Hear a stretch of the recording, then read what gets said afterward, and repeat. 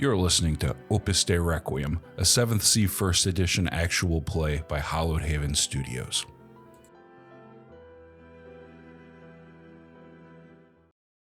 Hi, I'm Bookkeeper, and I'll be playing the Reverend Dr. Alexander Hutchison, the Avalon Scholar.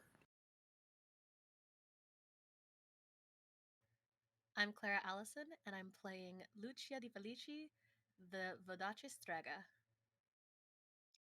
Hi, I'm Glamour. I'm playing Viviana Lucani, the Vodace courtesan and daughter of Sophia.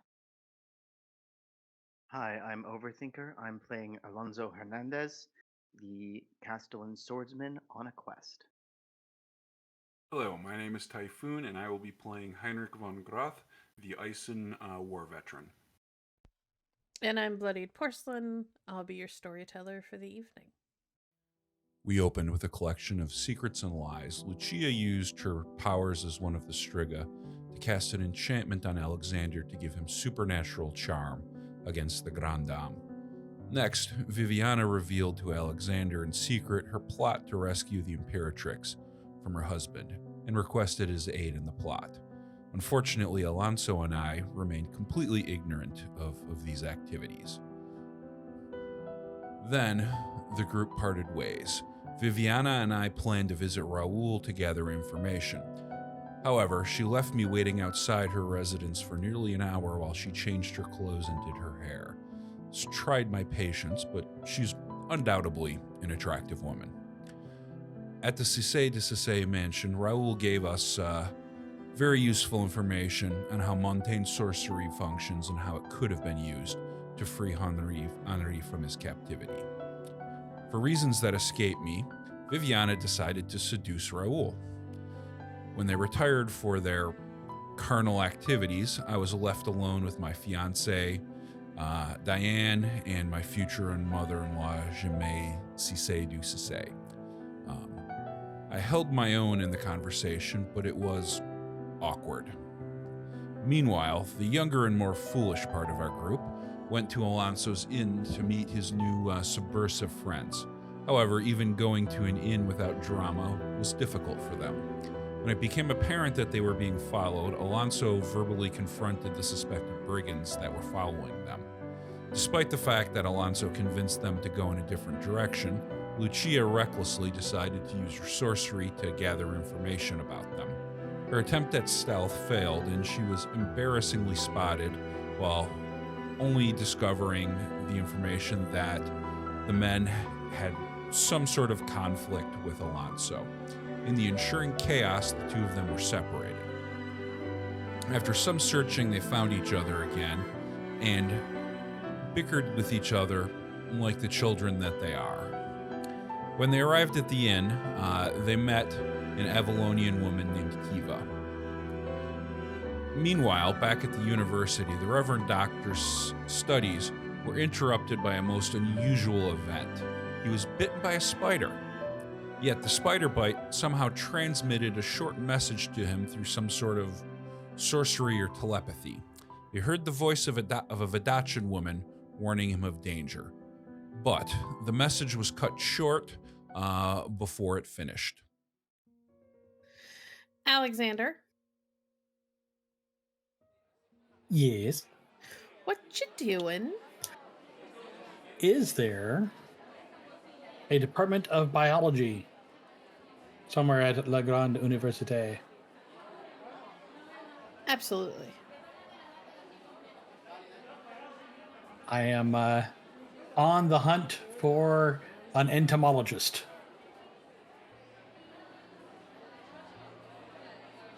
Okay. That being someone who studies bugs.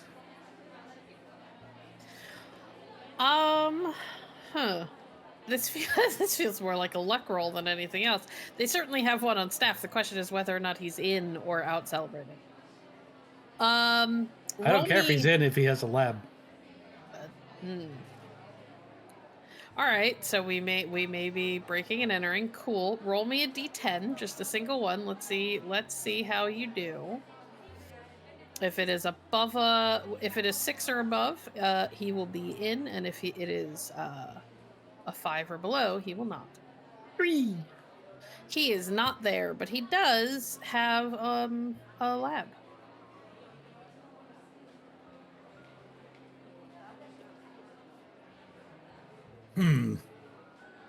Right.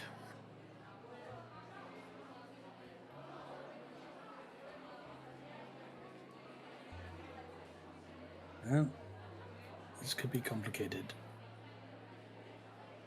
Much as you contemplate yourself a competent man, Alexander, I don't think burglary is in your task list.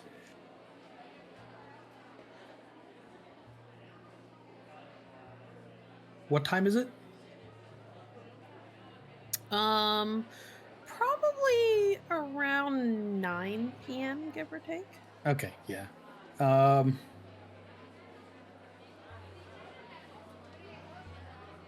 Then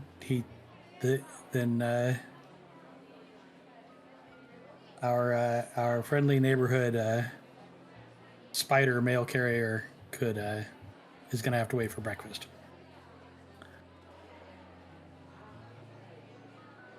Okay.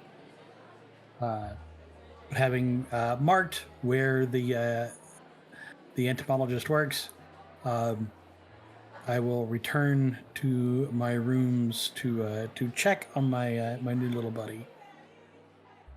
It is still under the glass. It is kind of right up against one of the edges and doing that thing that spiders do where it's got its like front legs up, like touching the glass. Like it's looking for a way out. Yes, I fear for you it will be rather impenetrable. If I had the means with which to apologize to you in a way you would comprehend, I assure you I would. As is. Sorry.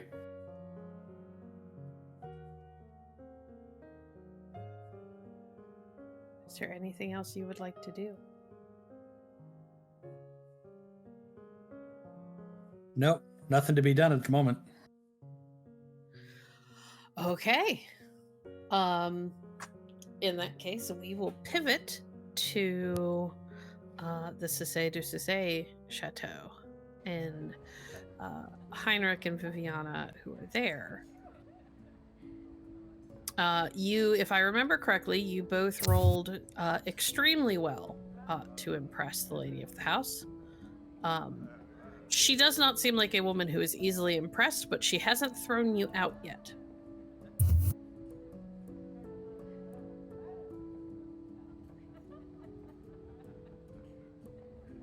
Which is tantamount to being impressed, really.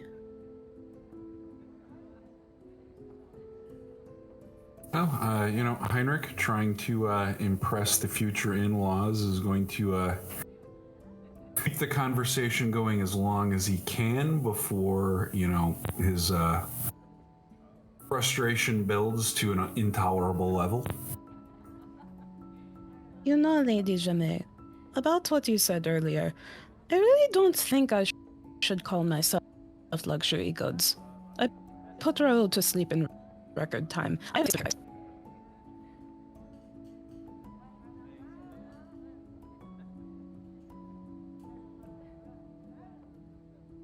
I might be more impressed by that feat if my cousin wasn't always drunk. True. I have seen a bottle of brandy put that man to sleep, so derive from that what you will.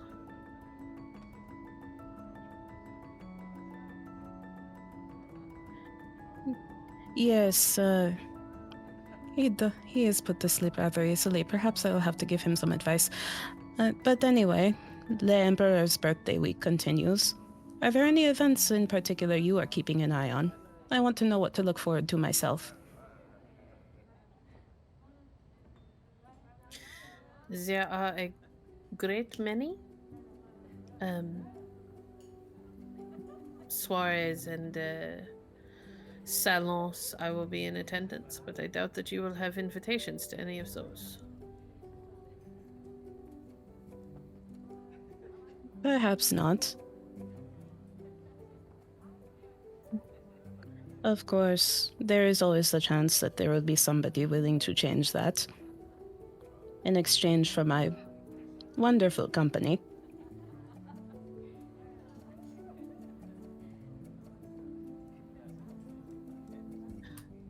She has a look on her face like she has chosen not to engage with a line of thought that she had.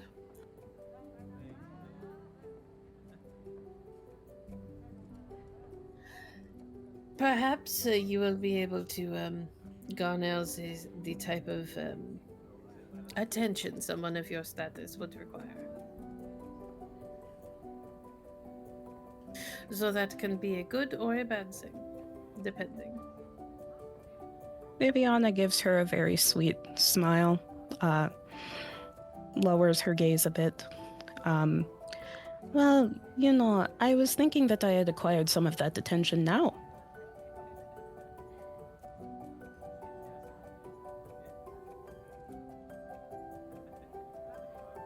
If the implication is that you think that I will garner you the invitations that you need, it will take more than a single dinner to impress me to that level. Oh, no, no implication. Don't worry, I plan on continuing to impress. As luxury goods always do.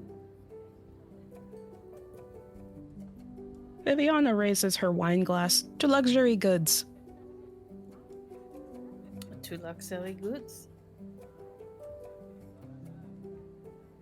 Heinrich, Yes. how you feeling right now, bud? You wanna drama die to give me an internal monologue as you are watching this unfold?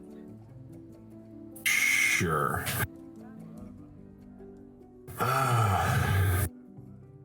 This night really needs to end quickly.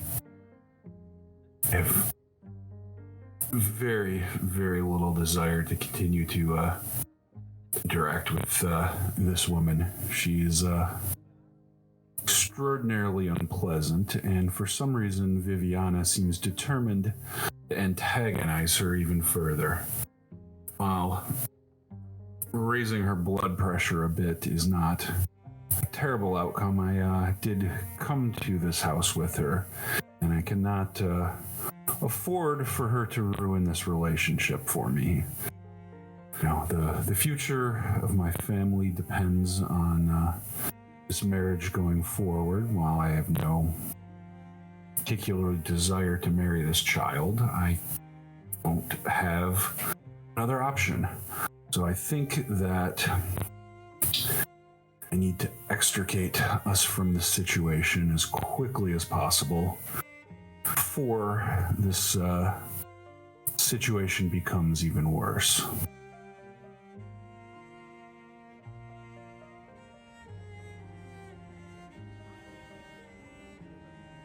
Excellent. Take your drama die. He pulls out his pocket watch and says, Diana, I fear that my time this night is drawing to a close. I have several appointments that I need to take care of very early in the morning, but it has once again been an immense pleasure to see you again, and perhaps sometime later this week we can attend one of these celebrations of the Emperor's birthday together. I would like that very much.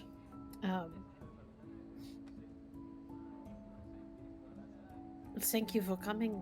I enjoyed our evening together. And I as well.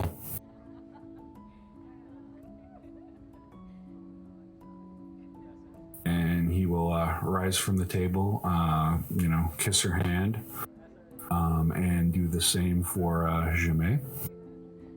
Lady. Who accepts it gracefully. A pleasure as always. The pleasure is all mine.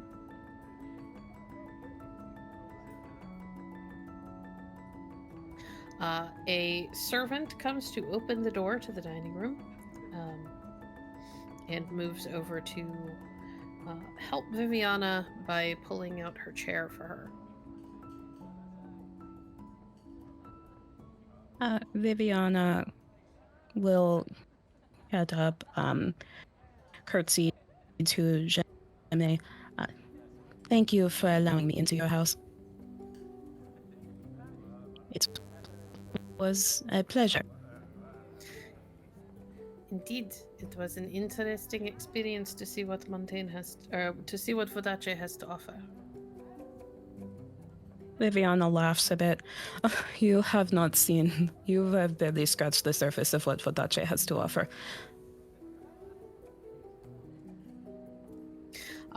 And she doesn't say anything, but she pointedly lifts a glass of some of the most expensive wine to come out of Vodace, which, you know the rumors. This woman's probably got casks of it because she's got one of the princes madly in love with her, and she takes a long drink. Have a safe trip home. Thank you, my lady. Viviana will follow Heinrich out. Excellent. We are now going to pivot to the inn, where Alonso and Lucia are surrounded by the common folk, and standing at a table with a woman they've just met named Quiva, and about to learn how to play a drinking game with music. So you sing the song, and it gets harder every time. Indeed. Aye, that's exactly how it works. Every That does time when it is your turn, you add the bit onto the end, which makes it harder for the next person, and so on and so forth. That does not seem very hard.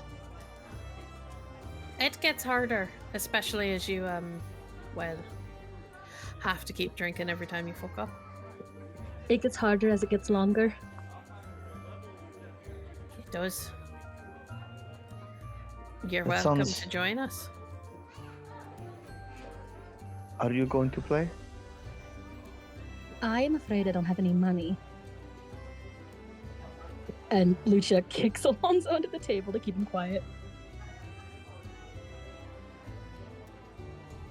Alonso will take out several coins and put them on the table in front of her, then tap his buddy and say, "You and I should have a private word." And now I have money. Well, if you've got money, I've got alcohol. To describe this, it is very much like this. The song that she teaches people is very much like Rattling Bog, but not that, because this is a different world. But it is one of those things where, because she is the person who has laid down the gauntlet, she will take the primary role of singing the chorus, which prompts the next round. And everyone else will do, the roles of adding lines on as it goes around the circle. It is a bit more complex than Rattling Bog, but is still pretty, still fairly challenging, especially for people who do not attempt to sing things like this on the regular. And we will come back and roll to see how well you are doing in a bit. But first, we are going to pivot to Alonso and one of his buddies. Alonso? Yeah. I believe his name was... Did we call him Will? There were 3 fellows I met when I initially came to this bar who got me into the party, revolutionary gathering. Mm-hmm. And I hope this is the cleverest one.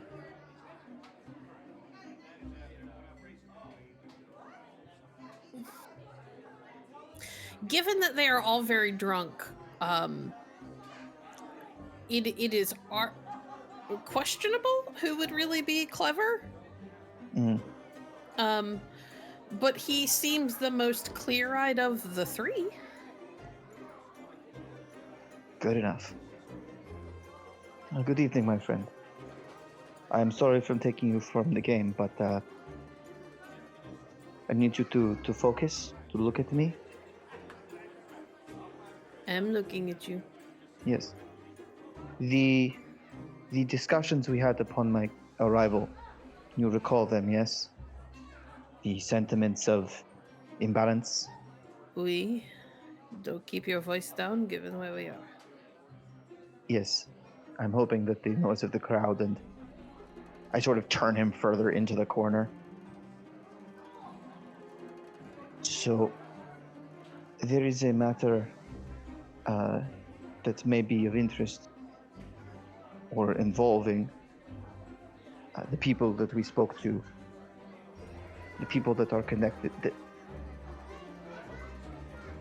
How plainly do you want me to say this? I need to talk to some people who are serious on that subject. Do you understand?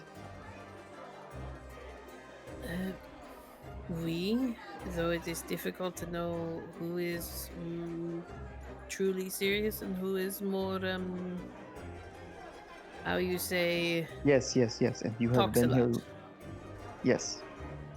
And I'm hoping that as someone who has been here longer than I have, you can tell one from another.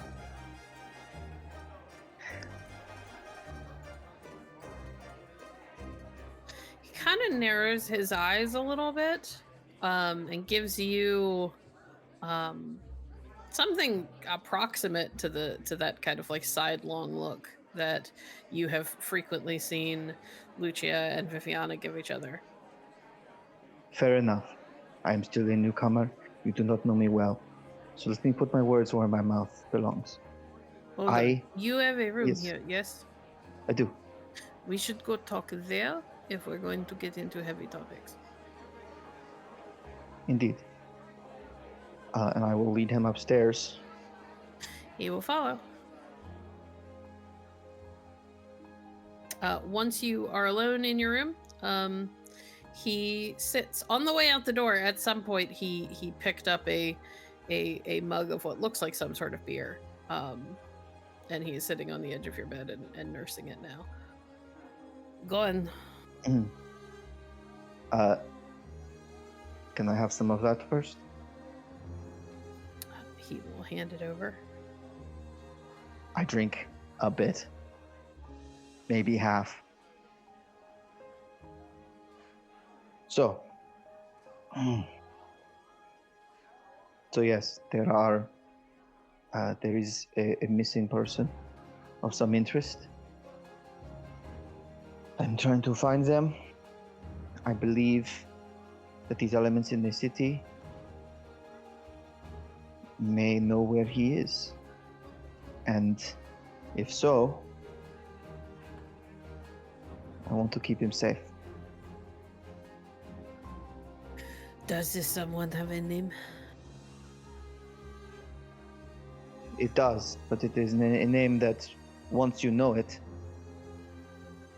you will be in as much danger as I am. Do you wish the danger, or do you wish me to tell it to someone who is looking to engage more directly? Me? We are talking about potential for revolution. There is no halfway in, halfway out.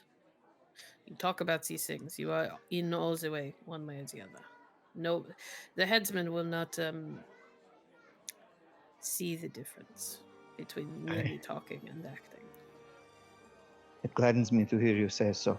I had believed it, but I preferred your assistance.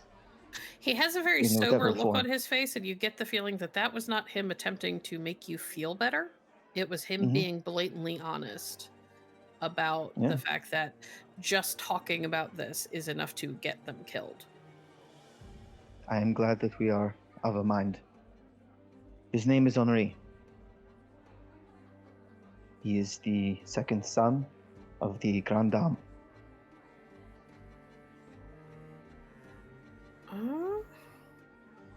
Do you have like cold read or? Yes, I do. Yeah, I would like a wits and cold read, please. Oh, target number 15. Cool.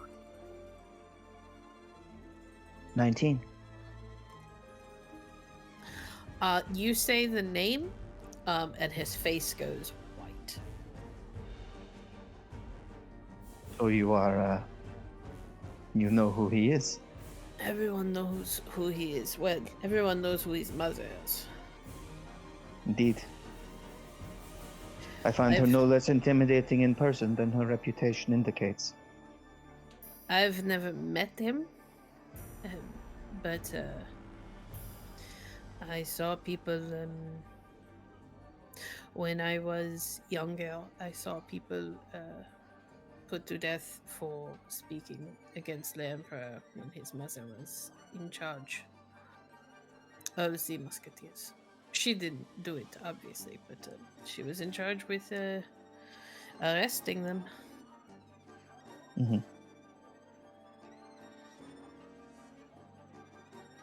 If you are asking if I have seen this Henri at the meeting, the answer is no. I am sure he would not be so reckless.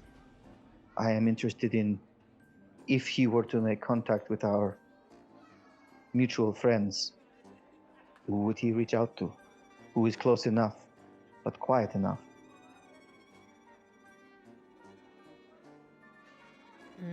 He looks thoughtful, like he is searching his mind. Well, I can only tell you who I would go to. I don't know if it would be the same person someone with his resources would go to. I would go to the woman who hosted the party. She knows everybody. Indeed.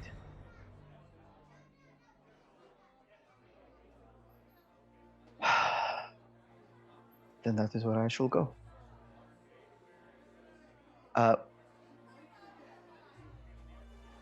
Will I need anything to reach her? Just sort of go up and knock.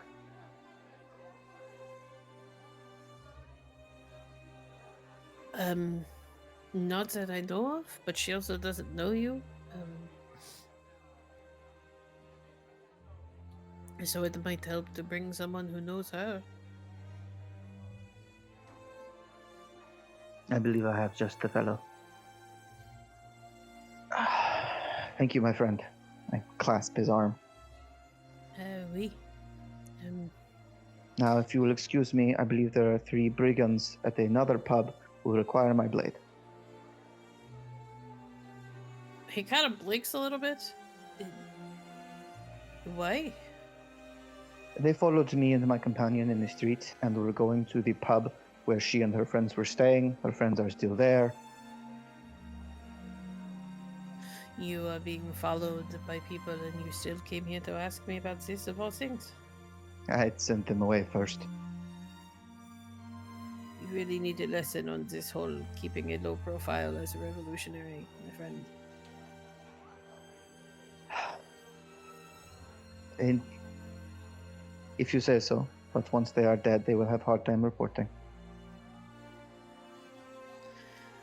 This assumes that you will get away alive, but I wish you all the best. It would be a shame to know you for so short a time, and then find out tomorrow that you are dead in the street.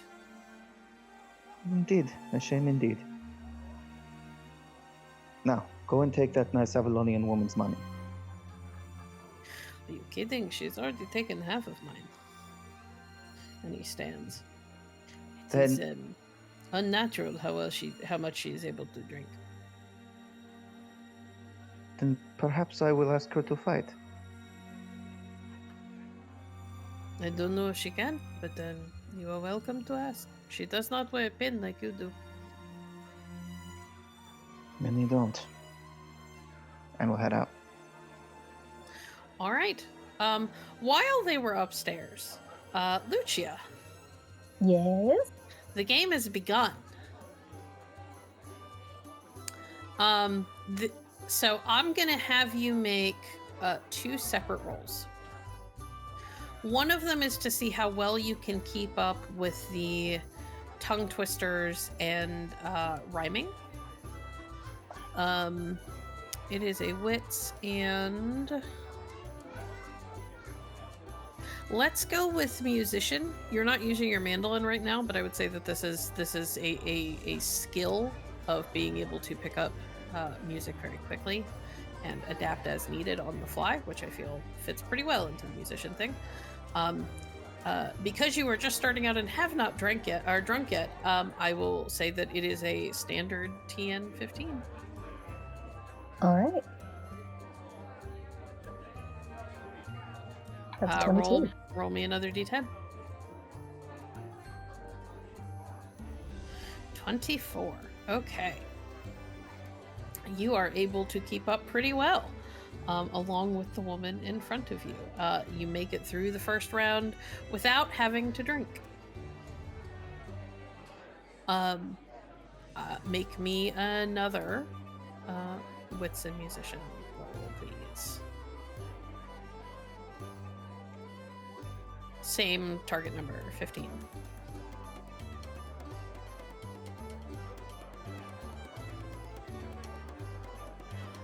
Barely eking by, but you manage.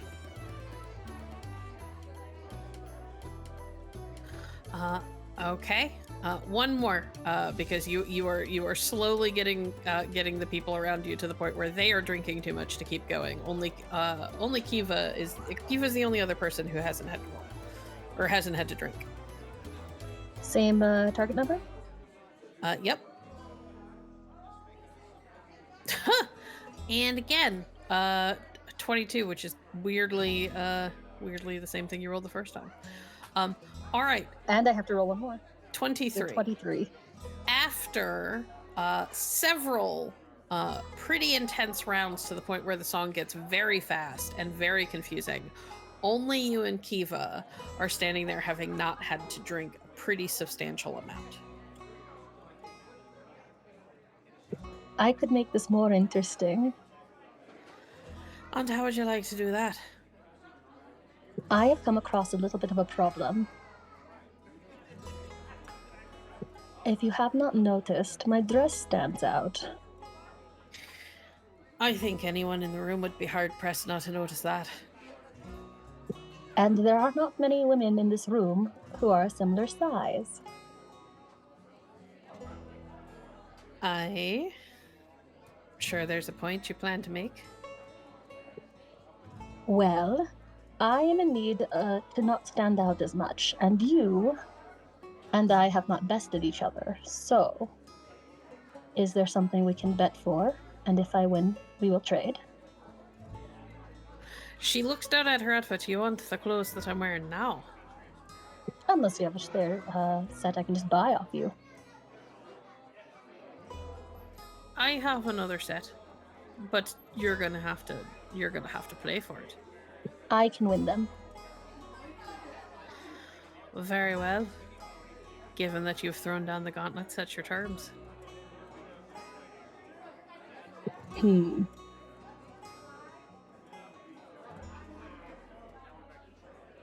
Is there perhaps another drinking game I would be able to, a Vodachan drinking game I can counter her with? I don't think you would know one. I will say I have gambling.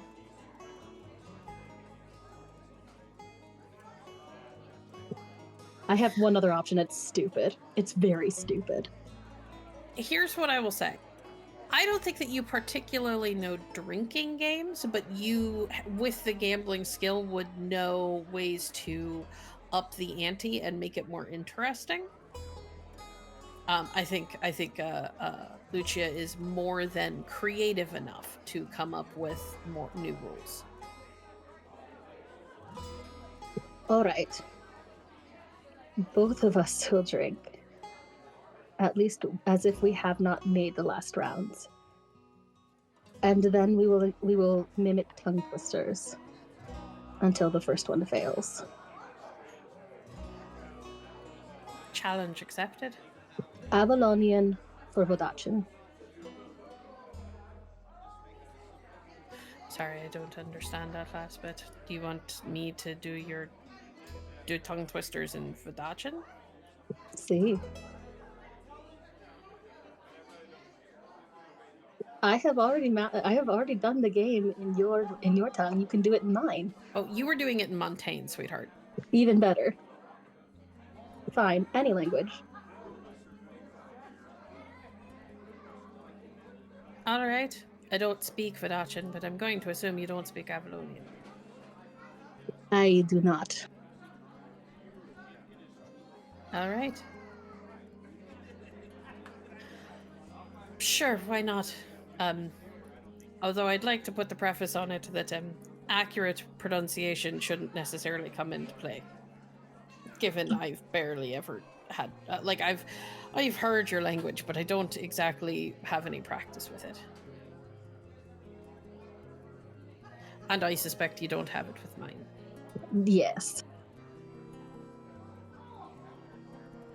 All right. If we both get off scot-free on the pronunciation bit, as long as we're accurate with words, I suppose I'll give it a go. Vera. She will reach over and double check that your mug is full, and she will show that hers is, and immediately start downing it. I would like you to make me just a raw brawn roll, please. That's my dope stat. Yeah, well, you wanted to drink first. I don't know what you want from me. I know, I'm dumb. What's my target number? We will stick to a TN15 as standard, because you haven't had to drink it all yet, and because you come from a winemaking family, so you drink relatively often. Well, I have to use a drama die. Okay. Because a flat roll is 1d10. Oh, yeah. Well, roll your 1d10 just in case it explodes. It didn't. Okay, then use your drama die. I'm using 2 drama die on this.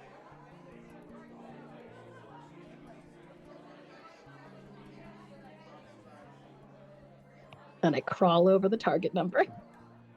All right. You're fine and unaffected. I hate to be the bearer of bad news. This particular character has the able drinker merit or advantage. So alcohol doesn't affect any of her rolls. Well, fuck.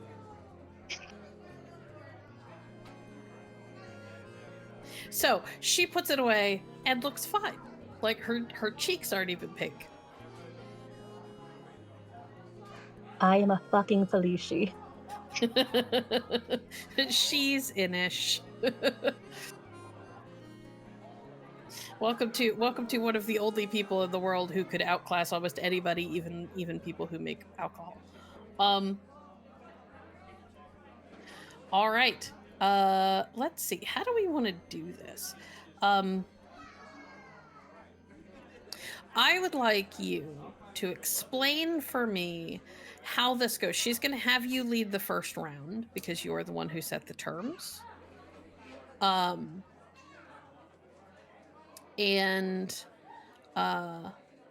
if you make it interesting enough, I will give you a drama die and call this a stunt. So Lucia starts, and it's tongue twisters. So she's not going to ding Quiva for like awful pronunciation, but, and I'm gonna be really mean about this, she is gonna get hung up on it if she can't roll her R's. Okay. I'm fine with that. you need to understand that just because the GM can't roll her R's, you're not allowed to ping the NPC who probably can, because that's a common Probably. thing in most Celtic. That is true. But yes, it will start. They will start small, tigre contra tigre, and she will get longer. They will be longer and longer tongue twisters as they go, and they just have to match each other without stumbling. Okay. Take your drama die. I am going to roll for her. Given what this is, we're gonna call this a wits and oratory roll, because you're not singing, right? Yep. And is this just opposed? No, this is the first round. You're the one who said it, so she has to roll and get over the target number. So I'm going to set the target number. So she has to clear 23? Mm-hmm. Interesting. Okay. So she has 6 dice. Thank God I have drama die. And because the turns have tabled, I will give you the drama dice that I have to spend on this. Ooh.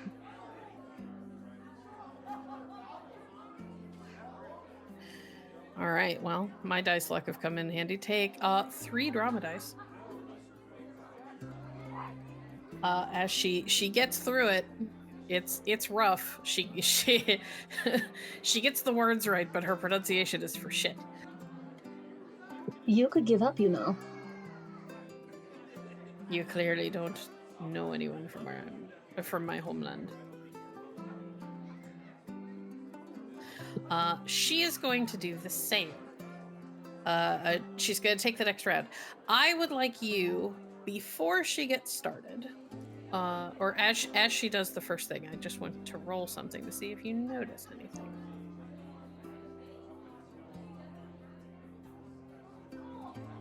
What do I have to roll? I'm looking at your sheet. Hold on. I've also maxed out the slots for my drama dice. Oh wait, never mind. You are not. I forgot. You are a noble, but you are not educated. So you don't get to make that roll. Fine. She is going to rattle off a similar length tongue twister in her language. It is wildly different from a couple of languages that you are familiar with, and is a lot to stumble over. In fact, you are not entirely sure you have ever heard of so many vowels all strung together with so few consonants in the middle.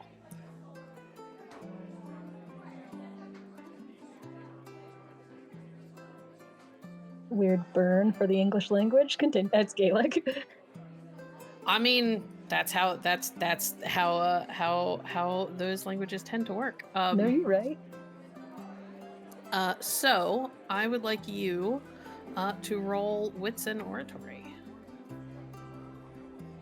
after I roll hers.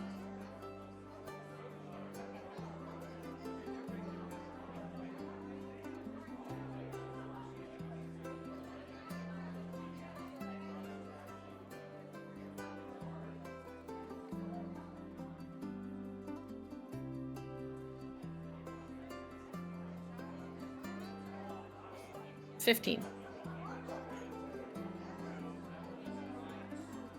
19. Alrighty. How did you get my luck? And I'm now rolling like you. I have been through a lot today. All right. Your turn. Roll me another wits and oratory.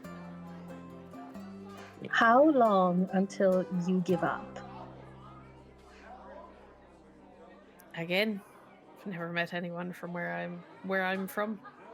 Though at this point I'm having enough fun, I might at some point just give you the clothes just to watch you just because I like you.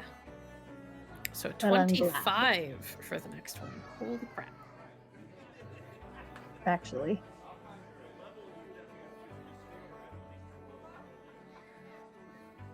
Actually, what? 26, I think. Yeah. Here's the thing: TNs are supposed to be in Copy, measurements are copy, 5, which is why hers was only a 15 and not a Ah. 16. Okay, I made a mistake on the first one, so I fixed it after. 25. Oh, take hopefully only one more drama die.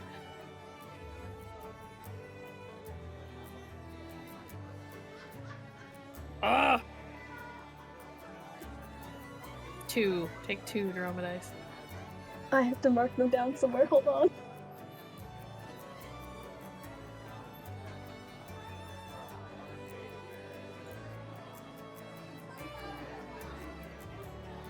Who wants blessings? I got drama die coming out the ass. How are you doing? I'm fine. How are you doing? Splendid. We're gonna do probably one more round because we'll be at this all night otherwise. Is there a role I can... Target number 25, Lucia. Fine. Time to use all this drama die I got. I'm gonna use some drama die. Kiva rattles off a long tongue twister. In Inish. That's a 24. One more drama die.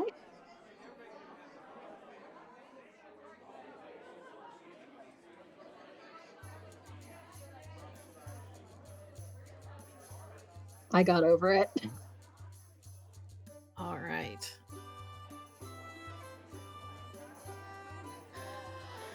When you manage to eke out that last one, which was quite lengthy and far more complex than the others that she had managed, or that she had thrown at you, she kind of grins.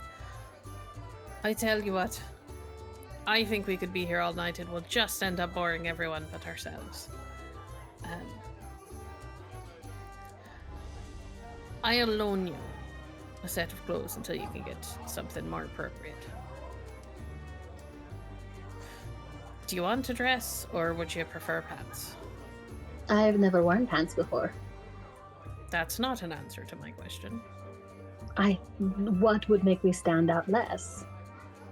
Probably the dress. Not the dress it is. But the pants will let you move around easier. It's less weight. The dress it is. Alright. It's not a particularly fine dress. I don't think fine is my problem. She finishes the drink that is full in front of her, and when it looks... Are you going to drink yours? You know, I shouldn't, but I'm gonna, because why not? Alright. Give me a drama die. No. Roll me another brawl. Target number 15. Oof. That's 4. I'm gonna use my drama die. Okay. Unless Alonzo wants to carry me home. Okay, well... That gets you over it. 4 and 4. Yeah. Alright. Alright. You are a little staggered as you start to follow her through the inn. She notices, and before you can kind of stumble over your skirts and fall into somebody, her hand kind of reaches out and grabs your elbow and rights you again. She's very strong for somebody so small. Like, she does it with one hand without thinking about it.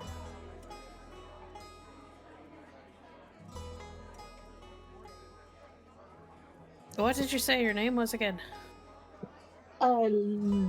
Giulietta La Traviata. Do you usually forget your name when you're drinking, Giulietta La Traviata? I do. Well, you wouldn't be the first person. And she starts leading you up the stairs towards like the rooms in the inn. And this is around the time that Alonso and his buddy start coming out of his room. And you guys are at like opposite ends of the hallway. Huh? There's your friend. I have a friend who forgets his name in the morning. Alonso. Alonso forgets his Yes. name in the morning. Not usually. She just I trust. looks I back trust at the Lucia game a went little well. confused. It did. She's put on an impressive performance, though I think she may have had a little more to drink than she should have. I had just enough to drink, actually. I am shocked beyond belief. Where are you going? To steal her clothes. Is that a fact? It's not exactly theft if I give them to you because you're a good sport. That's true. I'm being gifted clothes. You are being loaned clothes. Well, how am I going to get things back to you? We'll just have to keep in touch now, won't we? You could follow us to our secondary location. Where's that gonna be? And she like unlocks a side room down the hall from you, Alonso, and leads the way in. I give Will a goodbye nod and go to follow them in. We are headed to the Suckling Pig to rescue some actors from some bad men and a woman. It's true. And how do you know that there are bad men and a woman after a bunch of actors at a suckling pig? Have you ever been face to face with a brigand in a dark alley and just sort of felt it? She kind of tilts her head slightly to the side, probably more often than you would guess. Then you understand. And she goes to this large chest nearby. You can both, if you would like, make me wits and I will allow for wits and acting for Lucia, but you're going to be one die down. Because you've been drinking. And Alonso... Alonso... Wits and... Let's go wits and fashion, I suppose. Target number? Oh, like 10. This isn't hard. Massively successful. All right. You both, as she opens this chest and starts rummaging through it, you both catch a glimpse of very fine green silks in among a number of other types of fabric. And one of the things that she pulls out is a kind of plain, somewhat worn, like peasant, a dress that a peasant woman would be found.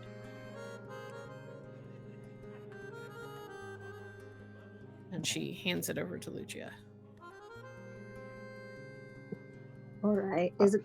What color is it? It's like a pale blue that looks like it's been faded over time from a lot of washes. Alonso steps outside. Yeah, Lucia will change. Do you need me to get your stays or should I step out? ever determined to undress herself, I guess, Lucia tries to take off her stays and then, or out of her dress, and then walks over to Quiva to ask her to do it. Oh, okay. So you did it while she was in the room. All right, cool. Hello, She kind of turns her back to give you privacy, and when you finally get frustrated and walk over and tap her on the shoulder, she turns around and kind of has and like does the little pointing down at the ground and makes a circle with her finger, like turn around. And then quickly unlaces your dress for you, and then turns around again.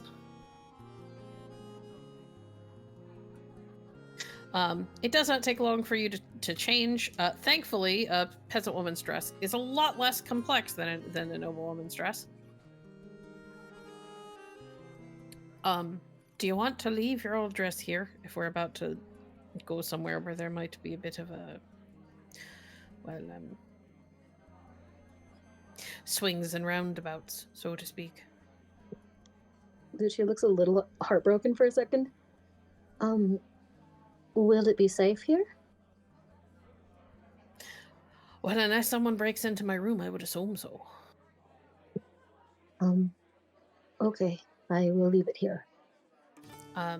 She takes the time to very carefully fold it up and lay it in the chest with her things, and then closes and locks the chest and pockets the key. Oh, shoot. I need to figure out where Romeo's been during this. I assume in your hair. Alright, that's where he is. Okay. And you two step out into the hallway. Kiva has a like a piece of cloth, like a rag, and like ties it over her hair to keep it like out of her face. All right, lead the way. Alonzo pushes off where he was leaning by the door and heads toward the suckling pig. Alonzo, did you get the answers you need? Indeed.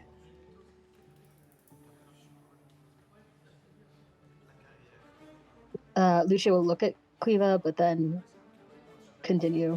We won't say anything to Alonzo after that. She doesn't say anything. She tucks her hands in her pockets and follows. She's kind of whistling as you go. Can I both get you to make raw wits checks once you're outside? Target number 20. Anybody want to spend drama dice? Yeah, I'm gonna give you all those drama dice back.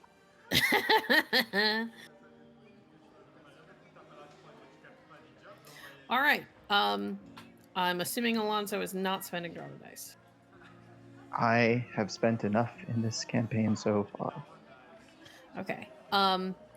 Well, as Quiva is walking with you, and she is whistling to herself, Lucia, you after a while hear another very similar whistling noise or a tune, and you kind of look around.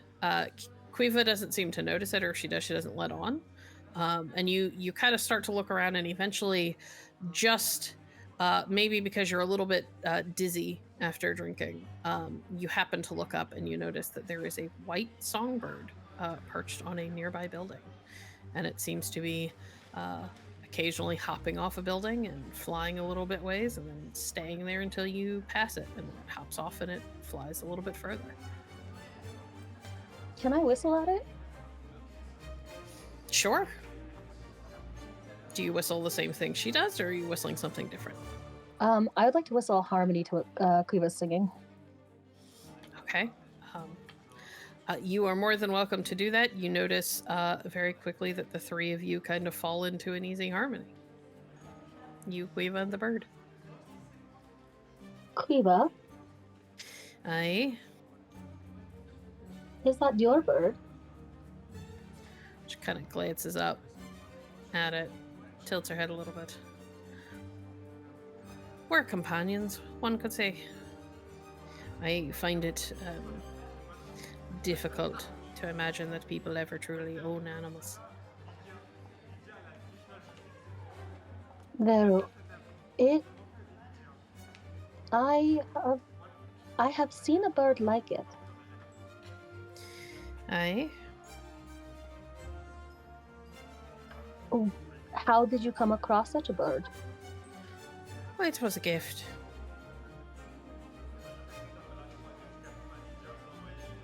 Lucia just waits for Cleva to continue. She does not say anything else. A gift from whom? A mentor of sorts. Back home. Echo. Lucia will keep whistling then. She isn't going to push anymore. Okay. Eventually you all arrive at the Suckling Pig. It is much like the last inn. It is packed wall to wall. There are people drinking, people partying. Very, very busy. I'd like to find the innkeeper and ask if my friends have left. Oh, wait. Let's. Fine. First of all, Kiva? Cueva. Cueva. A tall man, thin, a larger man, and a woman. Dressed plain but clean, like a disguise. Second, All right. I just glance in the nearest window, or I go up to the window. Can I see them in there?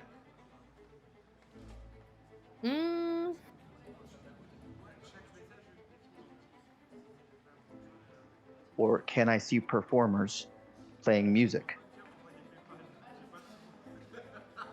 Make me a let's go wits and you have shadowing, right? I do. Wits and shadowing.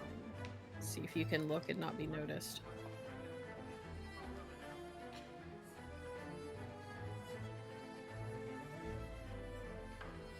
$21. I hadn't given you a TN yet, but that's okay. That's above what I was going to tell you anyway. It's okay. It's above what I was going to tell you. You're fine. Cool.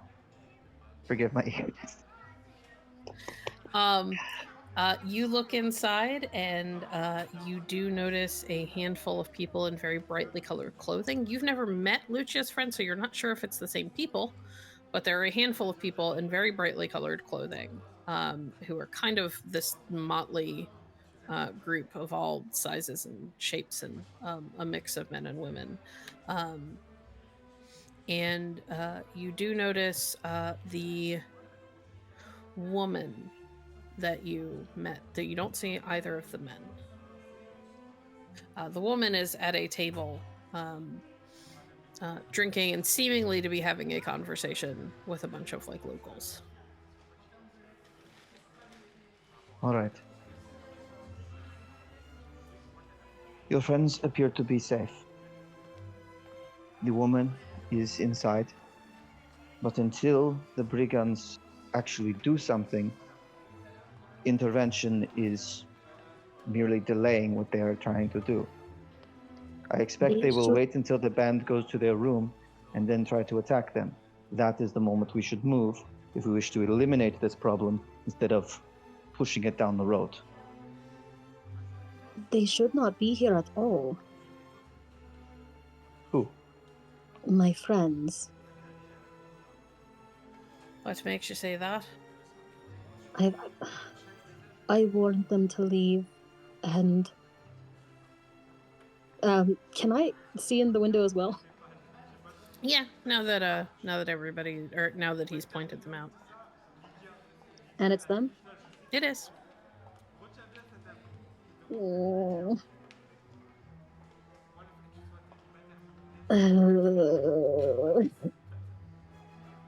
It's really busy in there. It is, which means that they're unlikely to try anything right now. We could draw them out. Can which would let their chasers follow them further. Hold on. Can I make a suggestion? Yes. Do you two have any other friends in the city? Yes. See, Because even with me here, unless you're somehow explicitly trained in some sort of swordplay, but I don't see a pin on you, and she's looking at Lucia. Even with me here, we're outnumbered if there's 3 of them. And right now, because there's a crowd inside, which it is likely to be a crowd for a while yet, your friends are safe.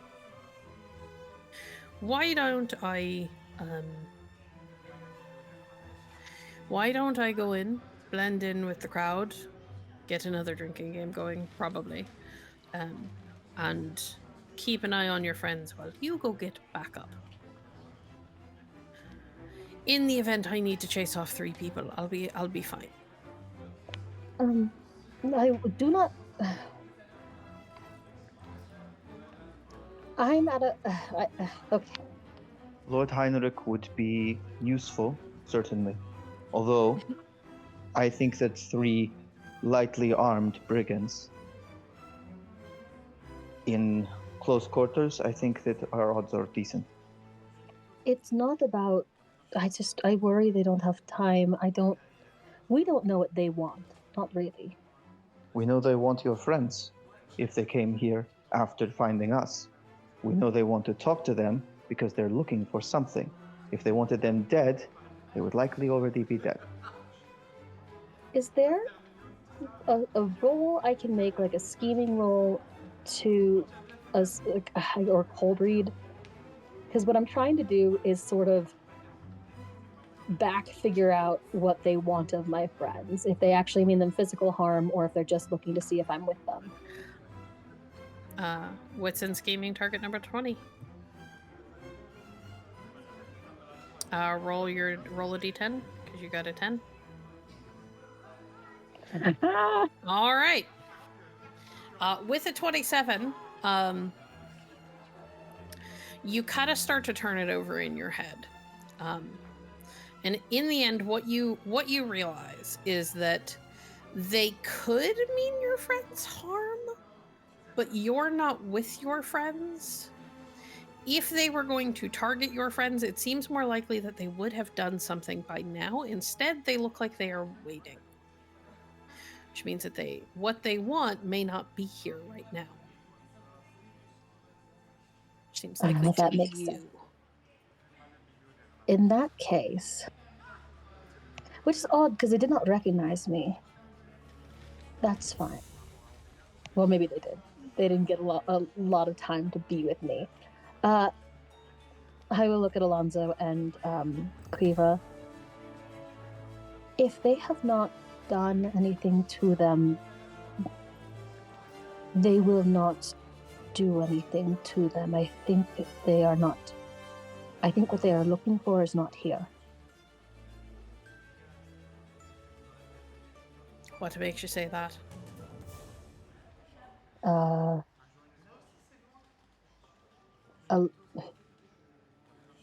Because I am what they're looking for, I think. Well, that explains it. You do have a habit of... Well, I am not surprised you have enemies. Just the most bombastic Fedotchin side-eye. Smile. In that case, perhaps we do not need... It would be good to be able to keep an eye on them, but we do not need to engage with them if we do not have to. I'll go in and keep an eye on them. You should go check in with your other friends. If they're what or who they're after is you, and the other 2 are missing, they could be after your other friends. Wait, the other 2 are missing? He said only the woman was inside, right? It's true. Yeah, we gotta go. I'll keep an eye on your friends. Thank you. Very well. And I will follow. Quiva presses in through the front door unless... No, just as we're leaving to my companion here. It would have been easier to get rid of them. You cannot fight them on your own. And 2 out of 3 is not... 2 versus 3 is not really good odds. I agree to disagree. You really think you could kill all 3 of them? Yes. In fairness, there's only 1 right now. And then I think we head out. Okay. As you are going down the street, and the... Maybe it's the fact that she's not there and you're less focused on her, or maybe it's the fact that you feel a little less paranoid knowing that at least one of the 3, possibly all 3 of them, are in that inn and don't seem to be up to anything immediately nefarious. Alonzo, you kind of start to relax. And it is the first time you really start to think about this weird woman with the red hair that you've run into. And you could tell that she dressed down kind of on purpose, and made herself look a lot more rough and tumble. But you get the feeling she might be, if she wanted to like clean herself up and dress properly, she might be as pretty as Viviana, if not more so.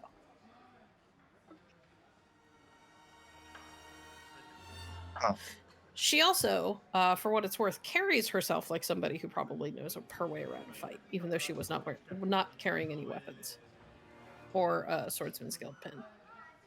We noted calluses on her hands, yes? Lucia noted bruises around her knuckles. You did not. You missed that roll. Gotcha. I think just to himself. If I had a coin for every noble woman masquerading as something else, I would be able to retire a rich man tomorrow. She's not noble, she's a fighter. What? You mutter to yourself. A fighter. Mm-hmm. I mean, I suppose I gathered from her willingness to participate, but I did not see a weapon. She had the hands of a fighter. Of a bare knuckle fighter. I don't know, but yes. Perhaps a brawler of some kind. I think they say pugilist in Avalon. Pugilist. It's a terrible language. Eh. Oh, look at this. We have agreed upon something.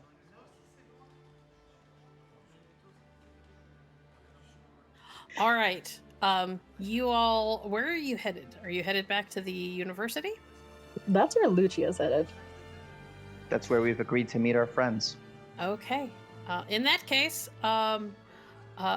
Alexander, while you are sitting and kind of glaring at this little spider and trying to come up with some way to understand what happened and where it came from, there is a knock at your door. He looks up sharply. Who is it? You have company again.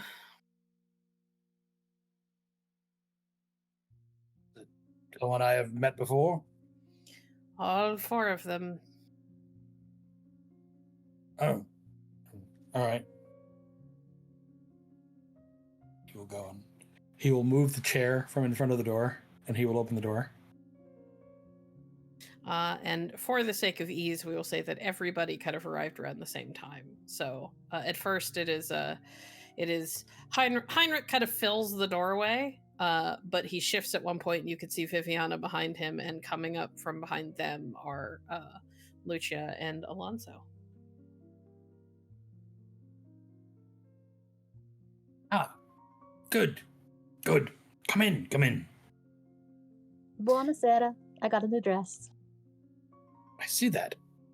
I'm a pugilist. Really? I outdrank her too.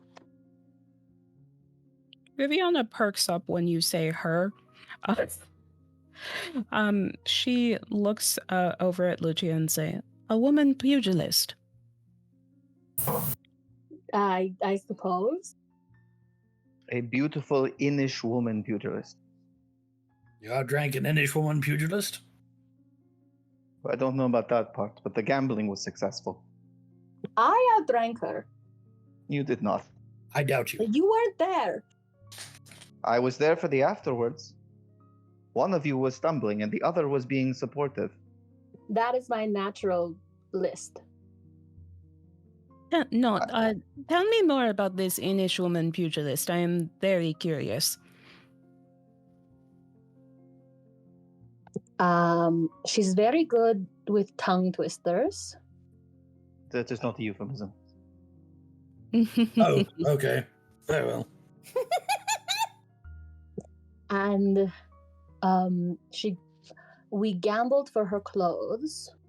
You got to see her out of her clothes? No, but I did see her clothes. She had a trunk which, in addition to the dress you see now, contained finery fit for a lady of court. So Alonzo thinks she's also a noble, but statistically, how many nobles can be hidden in the city?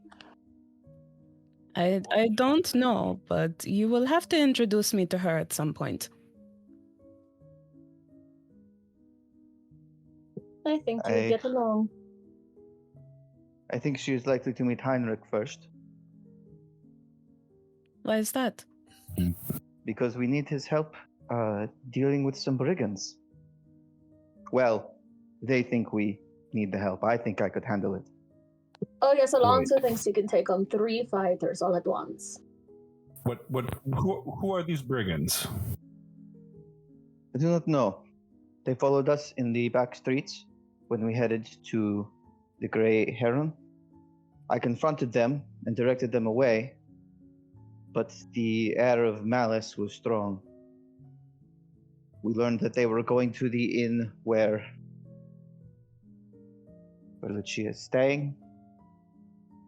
We saw one of them there, a woman, keeping an eye on Lucia's friends. We do not know where the other 2 went, a tall, thin man and one much larger. And you decided to stop for a drinking game along the way? That was while I was gathering information. I drank for the job. That. We should return to the chateau where first we met. Makes a pointed eyes at Viviana. I see. Yes, we can do that. So, did this Innish woman, did you part ways with her? Or, you said you may need help and she is going to assist you in sending these brigands away. Also, I'm wearing her dress. Oh, that is her dress. See, and Lucia will turn and model it.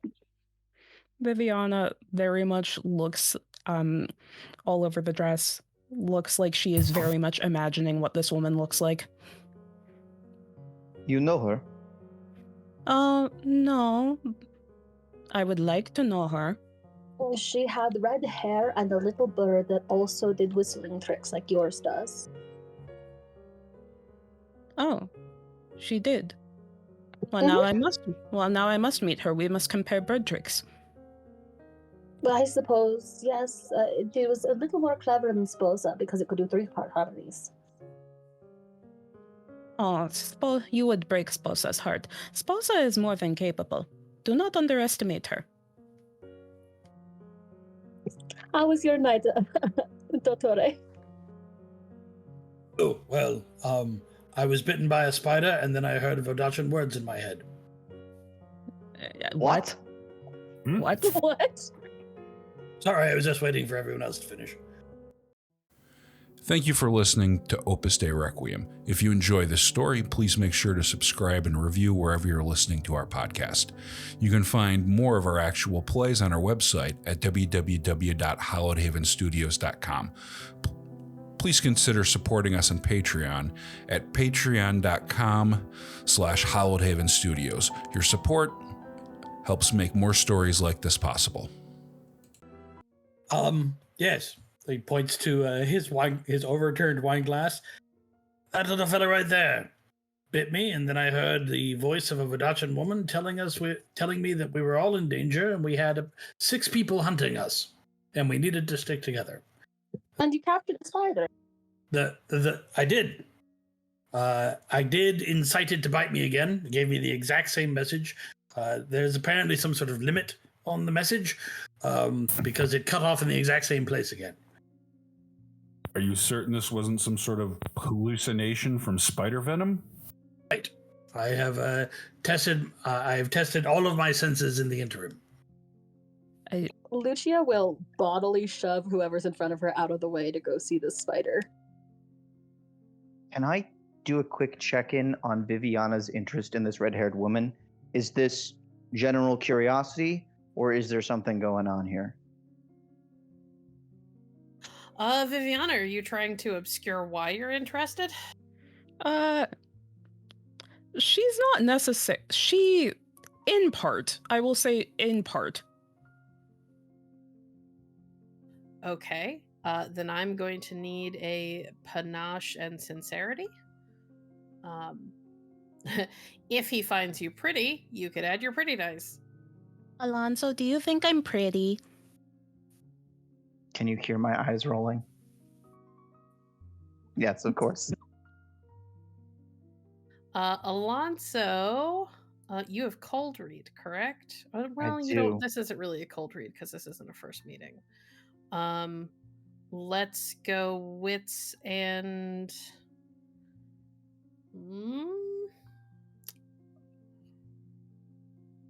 wits and oratory. Give you an actual chance to win this. Unless she rolls 3 10s, Jesus Christ. That's very generous of you, in theory. Do you want me to re-roll roll the me dice? 3 more? Yeah, roll me 3 more dice. Absolutely. I want to see how high this goes. If you hit a 50, there's gonna be a permanent change in Alonzo. That's a 50 and you're still rolling. Oh 55. my God. Roll one more. We're at 55. You should stop responding.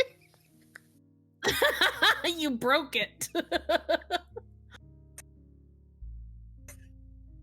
Alonzo, I know you can't beat this, but I want to watch you try anyway.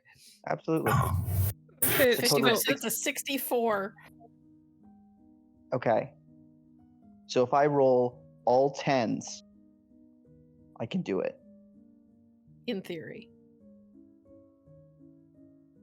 That's not bad. Roll me one more 10.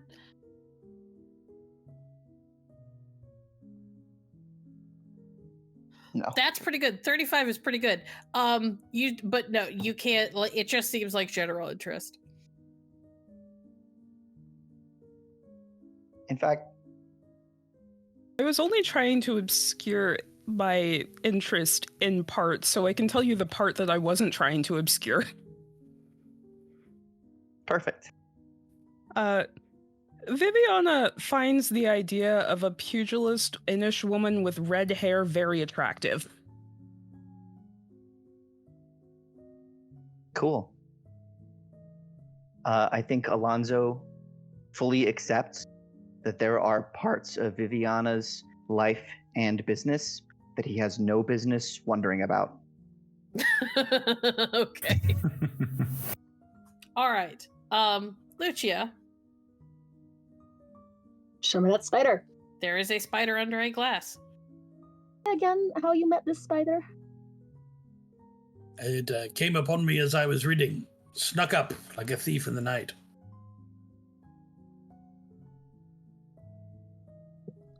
Lucia, without hesitation, is going to stick her finger in, out to the spider. You gonna lift up the glass and let the spider crawl up under your finger? Yes, I am. It will crawl up under your finger. Well, bite me. Ugh.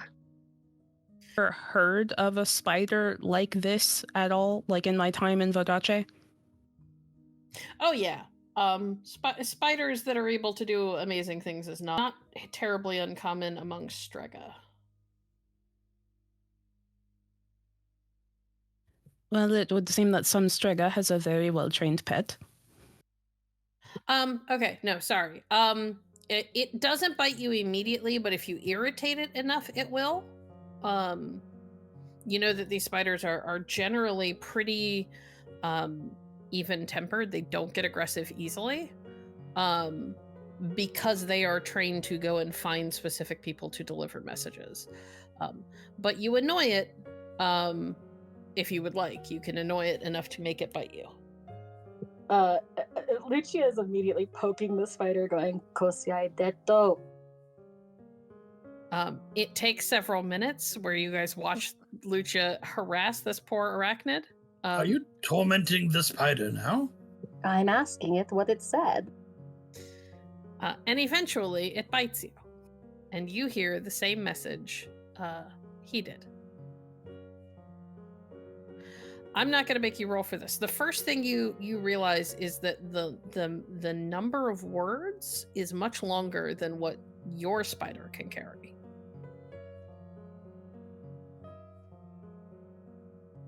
Because typically the rule is it has to be 15 words or less and can only be one sentence. This is definitely multiple sentences. What does the what would that like? Does that just mean it's a really fucking good spider? You're not sure. It's not something you've ever heard of before. Could be that it is specially trained. Could be that it is from a particularly well-bred line. It's not something you've ever seen before. So there's a number of options. These spiders cannot travel far. They're spiders, so theoretically, the person who sent it is still around. Well, I considered that, but since I presume that a Vodace lady of some breeding would have gathered more attention than she might have wanted at the Grande Université at this hour, I would imagine that she sent someone with the spider in a box. Well, then could we not follow the spider back to the box? We could potentially. I was concerned about trying to follow it in the dark and trying to keep anyone from stepping on it in the meantime. You are familiar with this spider breeding process? Oh, see. What do we feed it? Bugs? Crickets? Excellent. Bugs, Excellent. crickets? Very good. I will speak to the. I found the entomologist's office. I will speak to him first thing in the morning to ensure that our friend here does not go hungry. No need.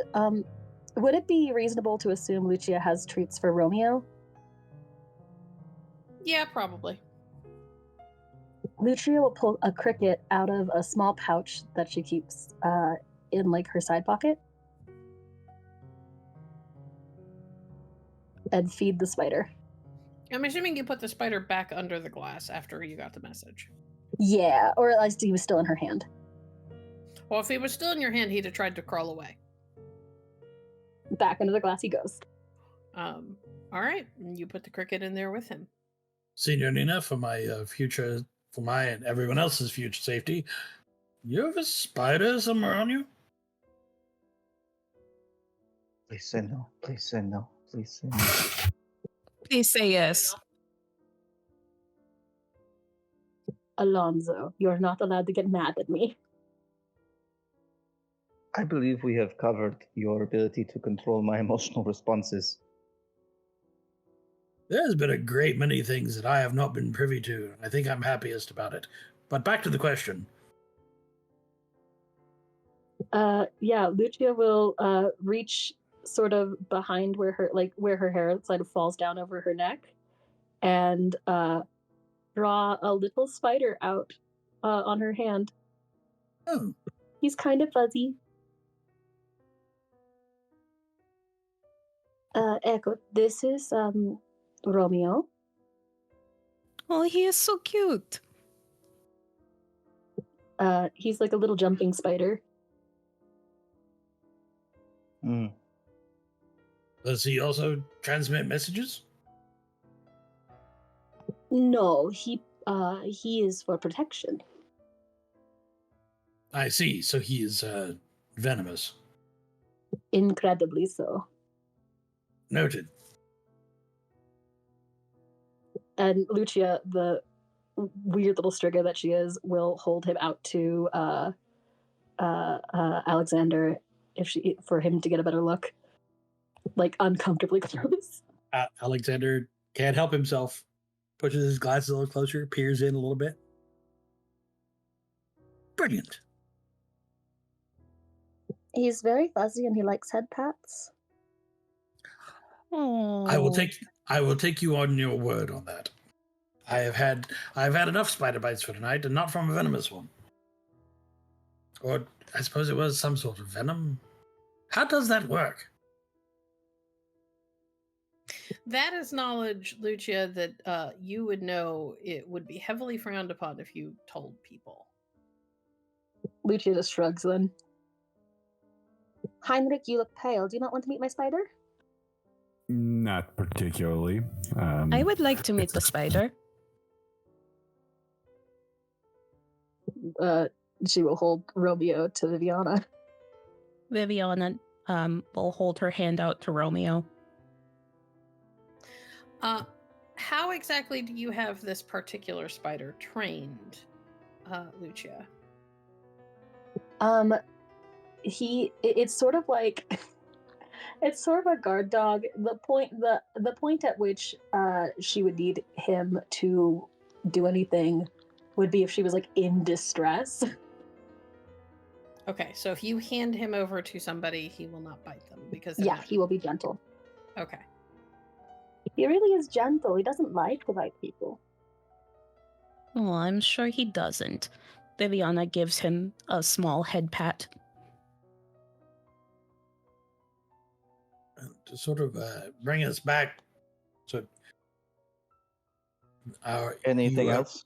You received the message. You received the message as well, Signorina. So there are apparently 6 people hunting us. Well, we met 3. To clarify, because Alexander has big brain energy, at least 6 is what she said.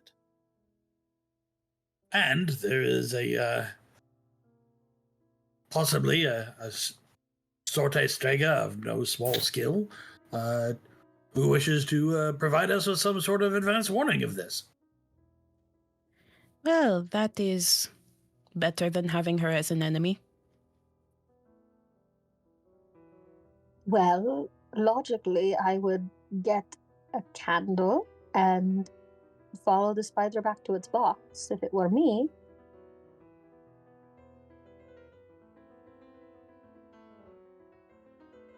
I must ask, if this individual wished to be met in person, would they have not come in person? Or sent their location? As noted, a Vodace woman of some breeding would have probably coming on her own, or even, as we have seen, coming in a group, would draw some attention here at the university. So she might be keeping herself secret, look at the other 2, and changing her name, and not want to be found? Oh, yes. Speaking of changing names, I haven't told you all, aside from Lucia and my real name, have I?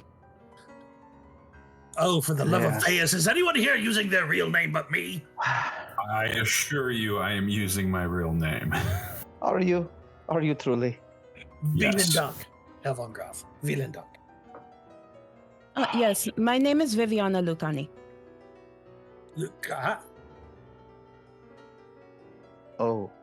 So not only are you both in hiding, you're both noble women in hiding. Noble Vodachan woman in hiding, yes. If I had a coin, if I had a coin for every noble woman in hiding in this city. So help me, Theas. You would be able to pay the ferryman to cross you to the land of the dead. I would be able to. It is nice to meet you, Miss Lucani. Well, if it makes you feel any better, I'm not a strega. It does. It does. I asked you that directly, and you said that you were not. You have not lied to me. I do feel better. Now, 6 people are coming to kill us, yes? They are hunting for us. We may presume that at least some of them mean us harm, yes.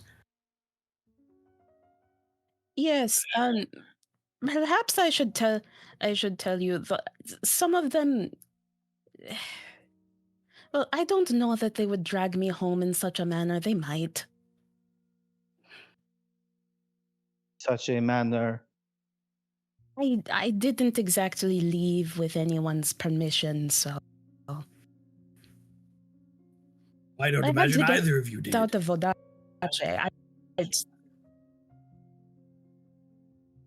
Why? I intended to come to Montaigne for a vacation. Vacation? Alexander just gives her such a look. After their discussion, Alexander adopts epic Vodachin side eye. There are few places I can think of less pleasant for a vacation. She gives Alexander a look that is also a Vodachin side eye. It's just like, it's like that was my intention. That's not what I've ended up doing, but that was my intention. Think of few places that would be a worse choice for a vacation. I can think of several, but that is neither here nor there right at the moment. To be fair, Vodace is the only place I could think of that would be worse. Exactly. Montaigne is a vacation compared. None taken. Vodace is a nightmare.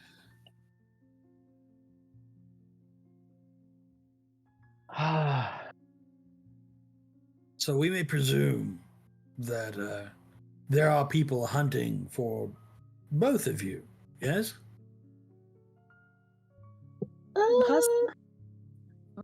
Possibly, again, I don't know that my grandparents would drag me home in such a manner. My patron might. I don't know that I've made him quite as angry as would be necessary yet, but it's just a possibility. I would expect the courtesan could disappear at any time. Not when you have obligations, and there were things that happened before I left. It is a complicated story. Those seem to be going around. Indeed. I need a moment. Yes, of course. So,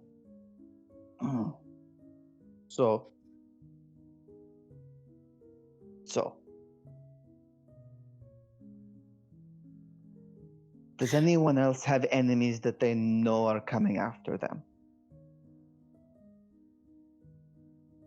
Well, yes, but I've never been secretive about that. In my defense, I have told you almost everything pretty quickly. And most of my enemies have long since left this world. Just so we're clear, Signorina, have you told anyone else to whom you were betrothed? How do you mean? Possibly a couple of musicians? Oh no. As long as we're in the midst of a full disclosure.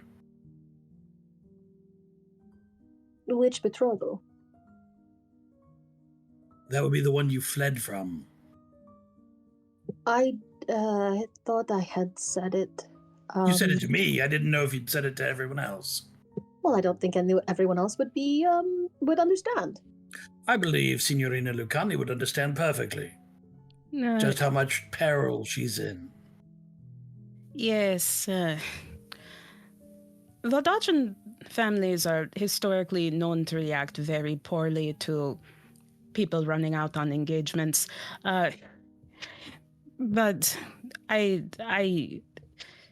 we know people are after you. I'm not terribly surprised by this. So what does it matter if it's a Villanova or a Lucani or a I literally can't think of Chaos another be house right now. merciful. It's Just gotta throw it out there. Everybody in this room knows who the Villanovas are and knows what their reputation is. Yep. They are brutal and cutthroat and cruel. And Heinrich kind of just clenches his fist in response to that. When I was a young man growing up in Castile, there were two things that really people were warned about a lot. Obviously, sorcery and Montaigne and such, and not so much Vedoce in general, but specifically the Villanova family. Sort of, don't cross a Vedocian, don't talk to a Villanova. They will find a reason to be insulted and try to have you killed. Oh no, it should be don't look at the Villanova. You will probably look incorrectly. Raises his hand as to say, see? well, in my defense, I've never looked at the Villanova. That's sort of why I'm here. I was growing up, the stories I read of Castile were of a folk hero of some passing fame, the name of Alonso Hernandez. He just slowly looks at Alonso. Bombastic Vodachan side-eye.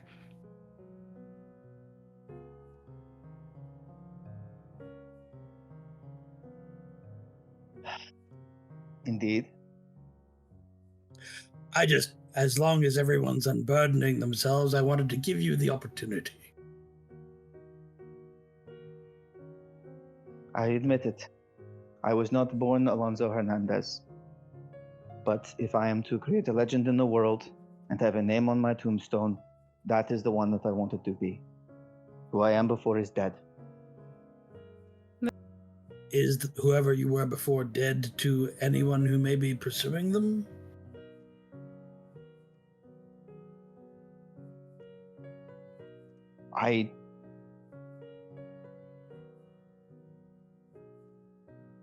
What bridges I had in my homeland burned with my departure. There may be some, but none I think would be a danger to me or others. You don't think so? I do not think that I put a lot of stock in what your mind has to offer. Says the one who tripped into the street and almost gave us up to brigands. Says the one who's spoiling for a fight constantly. I'm good at fighting. I haven't done it in a while. I'm out of practice. Children. Okay. As long as we are unburdening ourselves, Viviana sighs deeply. There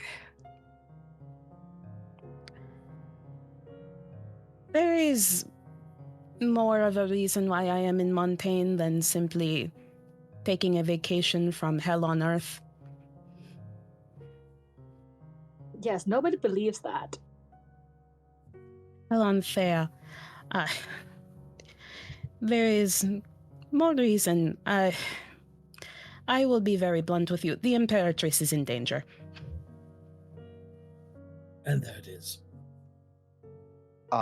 Is there wine in this room? Oh, yeah. Yes, there is. Time to drink. The Imperatrix is in danger, and you know this. Yes, I know it for a fact. So I'm going to let Signorina Lucani explain. As he says, as he's pouring wine for everyone, we're going to have a glass of wine together, and we're going to discuss what we're going to do next. Signorina, in your own time. Yes, I apologize for not being upfront with my reasons for being here, but frankly, I needed to know that all of you were competent. I am here. I am here because the Imperatrix is in danger, and that danger is coming from the Emperor himself. He intends to kill her. I intend to make sure she does not die by getting her the hell out of here. I'm sorry, you'd left that part out before. Yes, well, Viviana just shrugs. She's married to the most powerful man in the world, and you intend to kidnap her. I would never kidnap. Well, I will not be kidnapping this woman. She wants to leave. I don't know that that distinction is anything the Musketeers would understand. Oh no, the Musketeers will not care. I don't know if it's this glass of wine I've just had in a single drink, but this I am entirely interested in. All right. Let us see if we can police this problem one step at a time. Here's what I suggest. Alonso and Herr von Graf, if you are not, having heard all these things, determined to flee all the way back to Eisen, for which I would not blame you.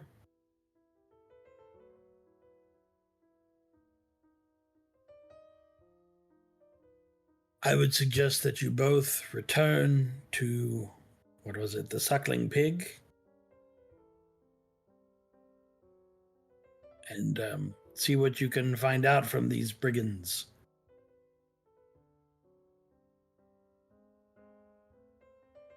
The ladies and I will apparently be attempting to tail a spider through the dark.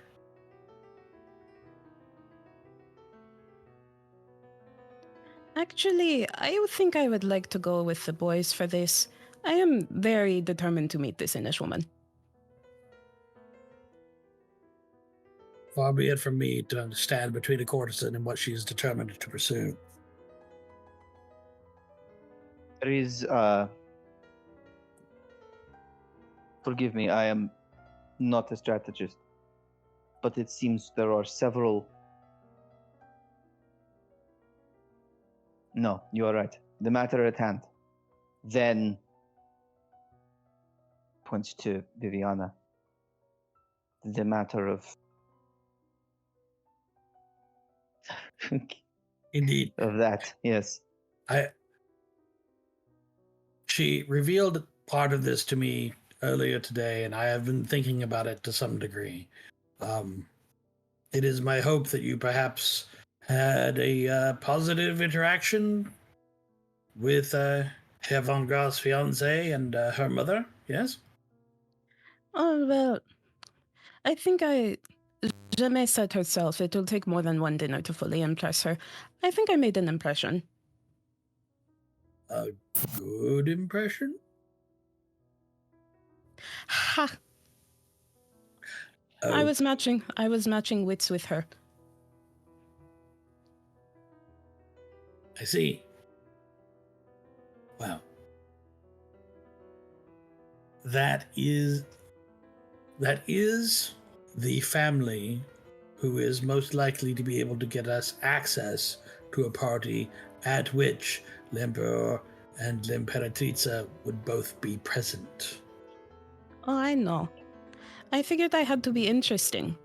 There are so many people that Jamais has around her who could easily kiss her feet. I figured I needed to be something more than that. Sounds correct. Gia.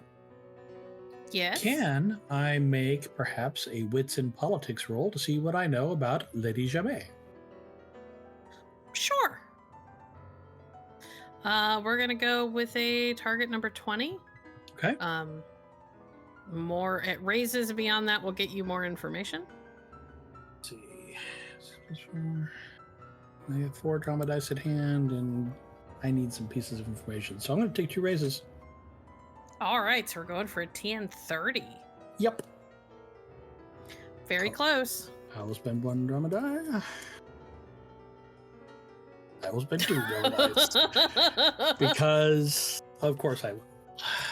Yeah. Just glad it's not just me. There we go. My drama dice have yo-yoed so hard today. All right. So,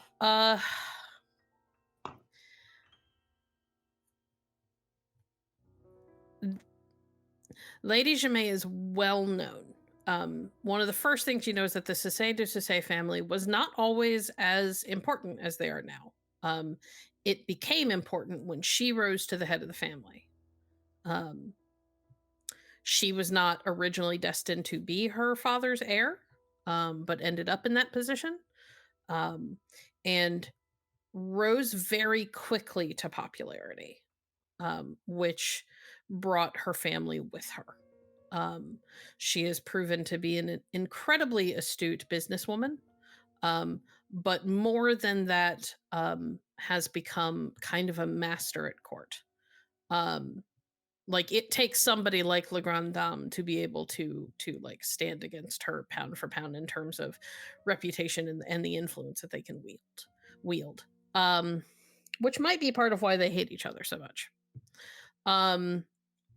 In terms of whether or not what Viviana did helped her case, could go either way. Jamais, from what you have heard, does not seems to be a woman who is easily bored with people who cannot keep up.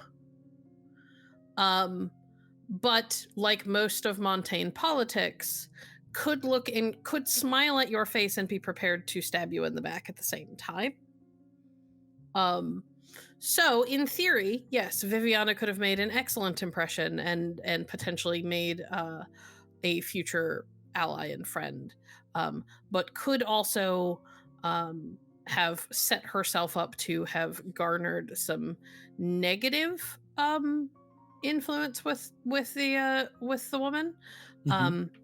It could go either way. You get the feeling that it could work, but she is taking a very precarious road where if it pays off, it'll pay off big, and if it fails, it'll be spectacular. With those 2 raises, do I know anything about what Jamais actually likes or doesn't like?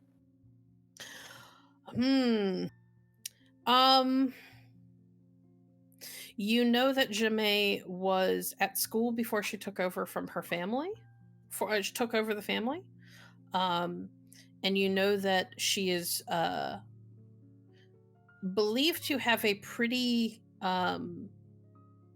she's a very sharp mind, and is certainly someone who is very learned. Beyond that, she tends to keep a lot of her cards close to her chest. So how much her studies and whatever has translated into her current life is, you're unsure, but it probably wouldn't hurt. You know that she and her daughter both highly enjoyed talking to you at that first dinner during your prologue. Okay. Wait, so was Jamais there for that? Yes. Okay, I didn't remember her being there. There was a lot of people there, so it's not like you had a ton of time to interact with her. We also were going over, so I sort of summed up at the end. Okay. But yes, you did get to interact with her a bit. She's the one who invited you, which yes could probably have a lot to do with your reputation as an author, but could also be a sign that she is interested in academics. Okay. So she and I conversed. She's fairly well educated. We should make time. We should make time for all of us to get together again. You should. I would like literally anybody to just make me a raw wits roll. I will allow Heinrich to add strategy to that. Strategy? Okay. Yes. There is no particular TN for this, so nobody worry about drama dice. I'm just waiting to see. I just want to see like the level of awareness right now. 25. 28.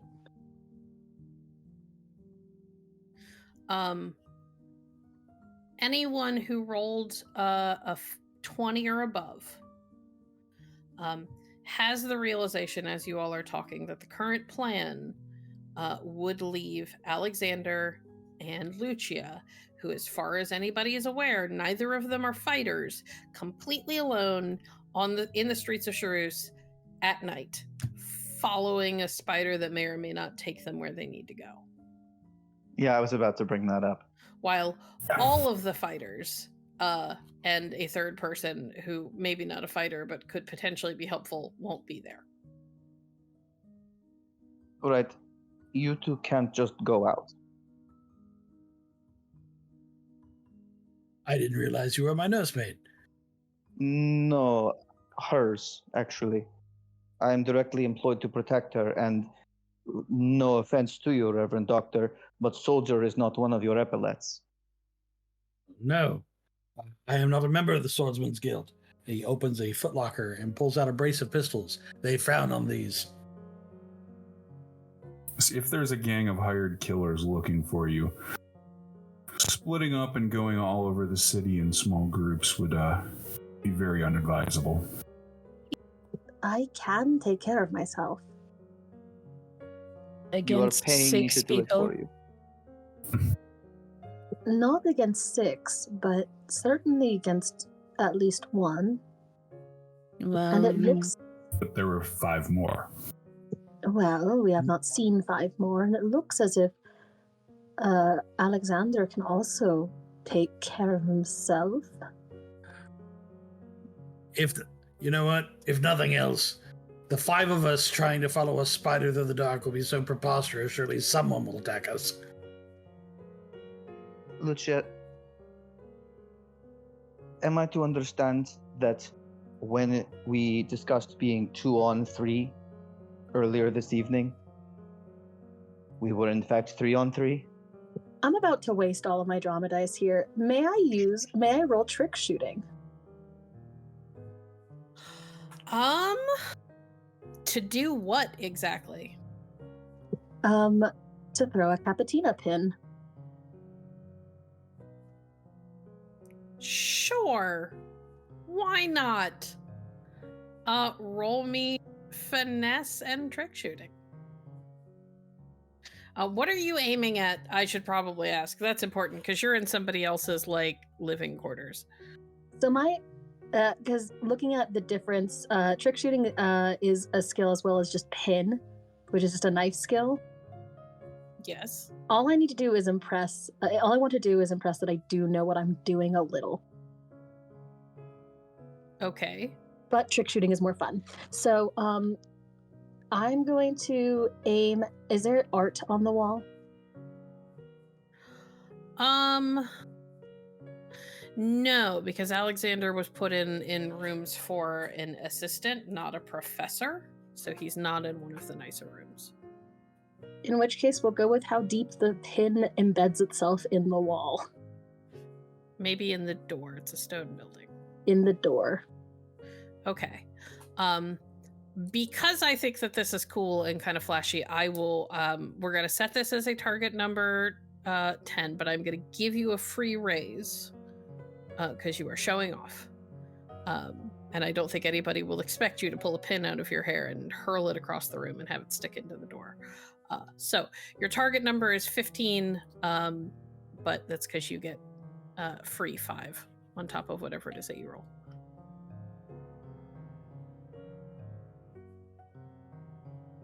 That would be, in that case, 24. And I have to reroll that 10. Yep, reroll the 10. I want to see just how impressive this is. I'm never going to have luck like this again. That's a 30. Damn. Okay. Take a drama die. You all watch as Lucia pulls a long, like hairpin from her hair, and hurls it at the door. I say hurls it. She's probably not throwing it hard like a baseball. It's probably like a really hard flick of her wrist, and it goes sailing across the room and embeds itself about an inch into the wood. Your hair is one of the more dangerous places in Thea. I will also take that as a yes. If Heinrich would like, he could try to pull it from the door.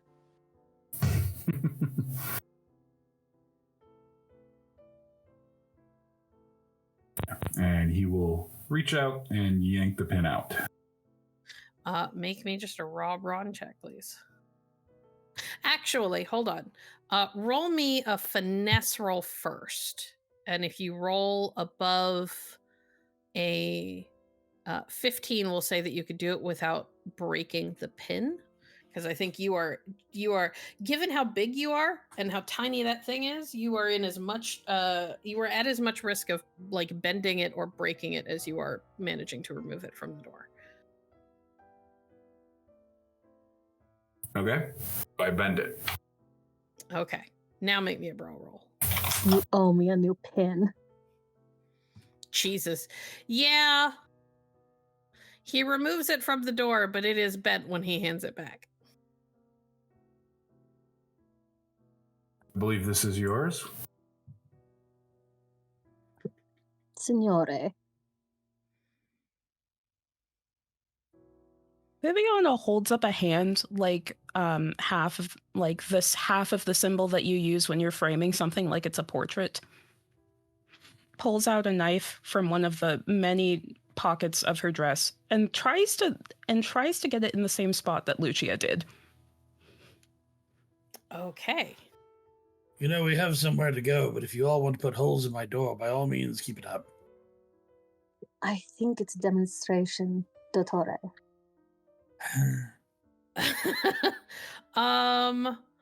It's finesse and throwing. If it makes you feel any better, Reverend Doctor, I don't intend to follow this. Target number 15. Finesse and throwing. I'll take a raise. All right. Going for 20 to make it look flashy. Yeah, no. Dagger embeds itself, or a knife embeds itself in the wood exactly where Lucia's pin had been. Does this establish the credentials so that we may go on the things we need to do? Yes, I think so.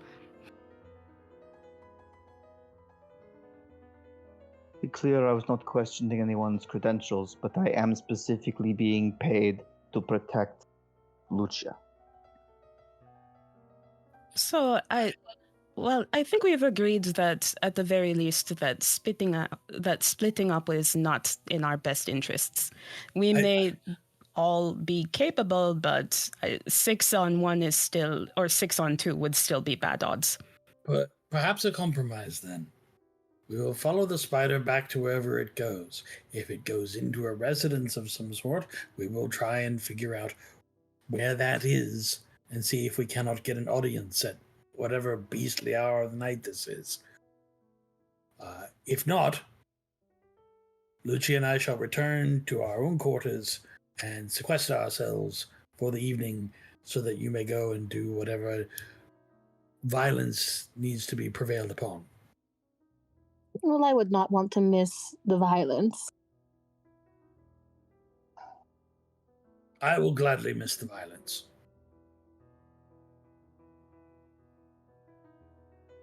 All right, so is everybody setting out? Yes. I'm still team split up, but it sounds like I'm being outvoted. Okay. Thoroughly, yes. You all set out together. I'm going to assume that Lucia has the glass with the spider. You carry the spider under the wine glass out to the door, maybe out of the courtyard itself. so that you're out in the street, and then Lucia bends down and places or removes the glass and lets the spider skitter off onto the cobblestones. Did anybody bring a light?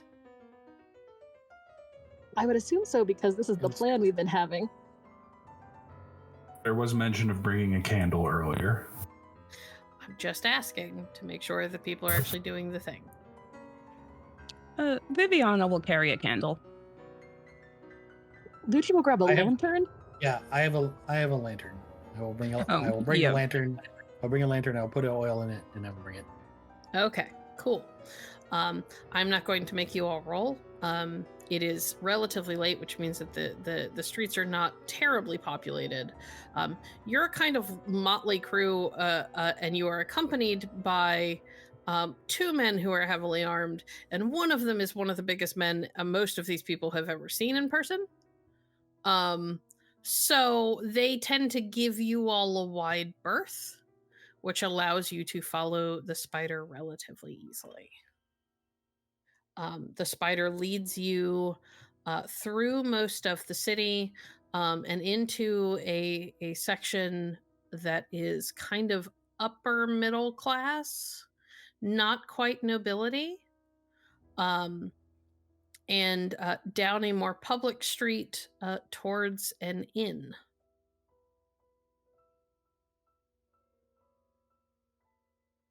What's the inn called?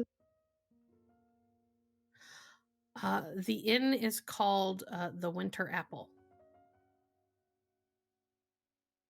And just to say once more, our intent is to blow the cover of the individual who has warned us of danger. So here's my thought. If just Lucia and I go in, and the three of you go off to the suckling pig, we can stay here until you come back in the suckling pig, and we can all go back to our homes together. But we can remain here in relative safety in a public place. I have a question before this conversation goes too far. Did anybody pick up the spider before you stopped to have conversation? Lucia's pretty intent on the spider. So Lucia's going to pick it up while people are talking. Or is Lucia going to keep following it inside while people are talking? Lucia's following that fucking spider inside. Okay. You all stop to talk, and Lucia continues on.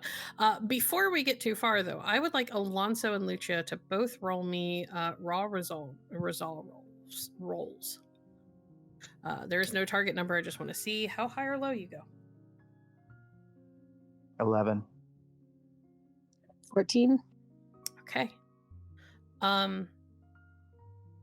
Lucia, as you follow the spider inside, you have kind of purposefully tuned out the conversation so that you could focus. And you realize as you are following the spider that you have a little song going in the back of your head that you're not sure you've ever heard. And when you try to kind of identify it actively, it slips away from you. She's leaving again. This girl seems difficult to keep track of. Okay, well, I guess we're going in. She's giving me a coin a day to keep her alive, and I am not yet sure it is worth it. Thought it was 2. I will go after her. The three of you go to the pig. We will stay here. All right. Very Okay. well. All right, you all split off. Alonso, as you are walking along, leading the way towards the suckling pig, you also hear a little tune running through the back of your mind, and when you try to focus on it to identify it, it slips away from you again.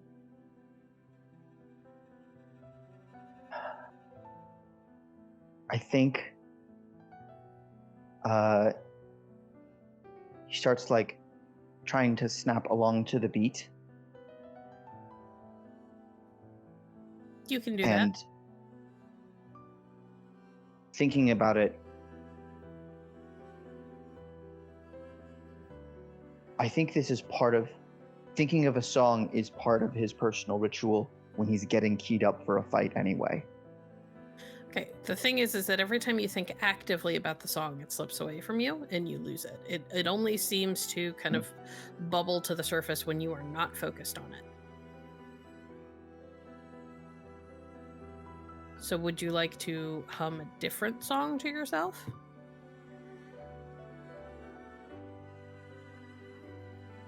Yeah.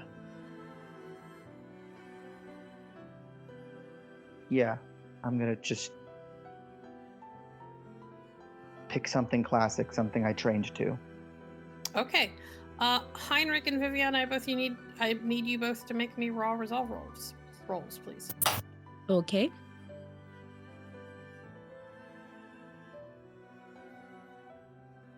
No target number.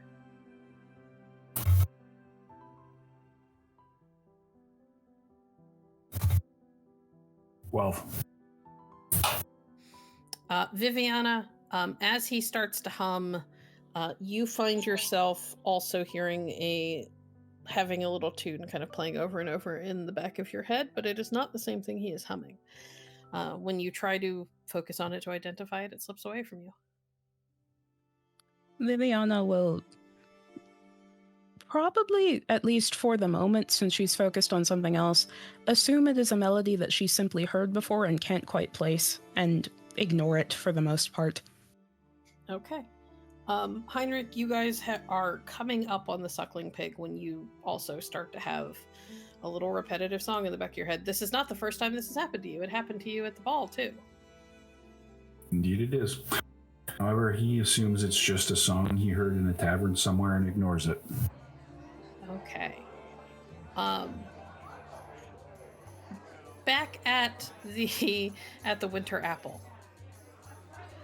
Lucia has followed a spider inside. The tavern is still pretty busy, but it is not as busy as it would have been a few hours ago.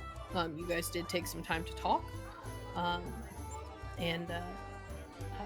There are people downstairs drinking. Most of them are clearly very, very drunk. There are waitstaff kind of bustling back and forth. You see a couple of waitstaff trying to urge somebody to go up the stairs and get to their room, that sort of thing. The spider is headed, it kind of sticks very close to the outer wall as soon as it gets into the door, and heads for the stairs. Like an absolute madwoman, Lucia is as close as she can to like crawling after the thing because she has to keep an eye on it, and like humming aimlessly because she doesn't know what the song is, but it's going, like, it's there and she's trying to catch it. Alexander, I need a raw result roll, please. Aye. 13. Okay. Lucia, the spider gets up to the top of the stairs. It takes a while, but it gets there. You have to kind of follow it as it crawls along the wall in order to bypass the up and down nature of the stairs. And then it begins to scuttle down the hallway and towards one of the last doors in the hall. I would like both of you to make me wits and I would like Lucia to make me a wits and shadowing roll, and Alexander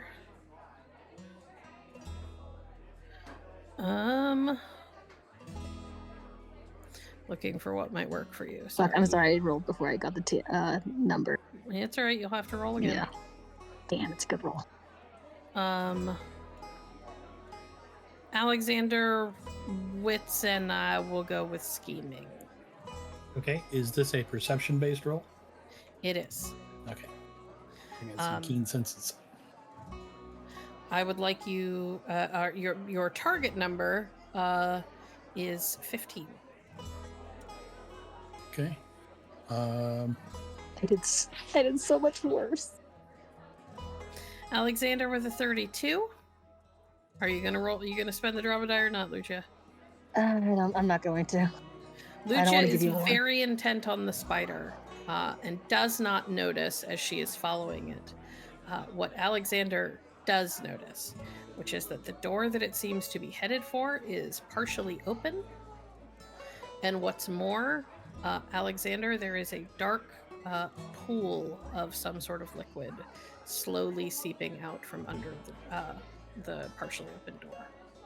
Alexander will put his hand out and take Lucia by the shoulder and stop her. What? Look at the floor. Oh, Yeah, Lucia, Wait. now that you look, you can see a dark pool seeping out from under the door. Alexander will draw one of his pistols and approach the door. Okay. Lucia, what are you doing? Lucia draws a pin and approaches the door. All right. You both approach the door. Do you just push it open and go in? Are you doing anything in particular? What's your approach here? Alexander will approach the door. He will stand to the side of the door and he will nudge it open with the barrel of his pistol to see if anything leaps out. Well, okay, first, can we hear anything from the other side of the door? No. I'll just tell you right now. With Alexander's perception roll, he did. There. You don't hear anything coming from him. Copy. Okay. Alexander nudges the door open with the barrel of his pistol. Nothing comes leaping out. The door, or the room beyond the door, is very, very dark. Like the curtains and maybe even the shutters have been closed, and there are no lights on. How fortunate I still have my lantern. I turn it like I'm a detective with a flashlight, which I am definitely not. But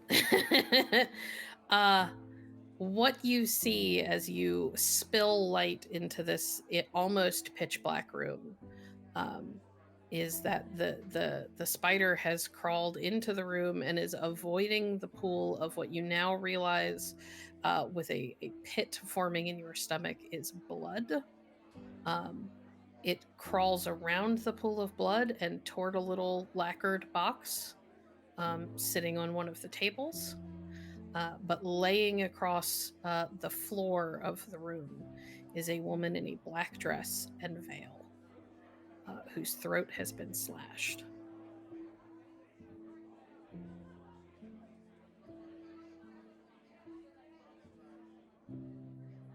I have a duty of care. I approach with the lantern to confirm that she is dead.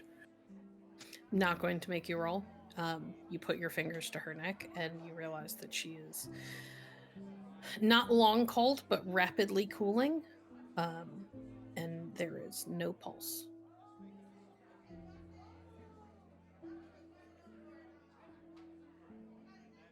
How was she killed? Throat was slashed.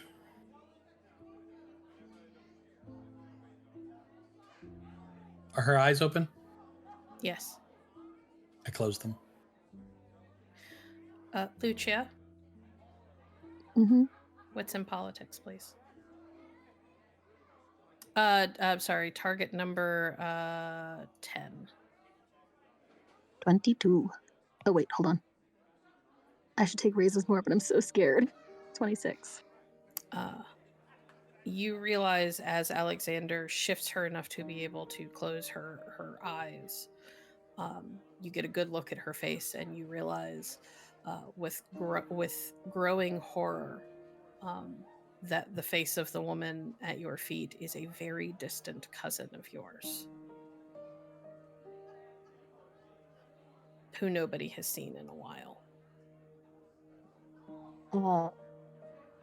Lucia just sits down, like, hands over her mouth. She's shocked.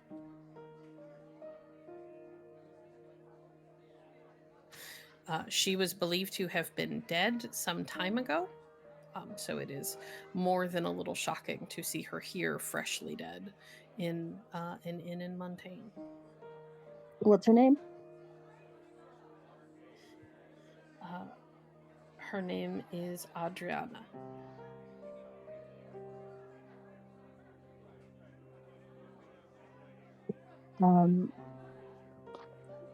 Lucia starts to cry, and Alexander might hear her just whisper her name. There's a little bit of shock because she should be dead, but now she is dead. This is very confusing.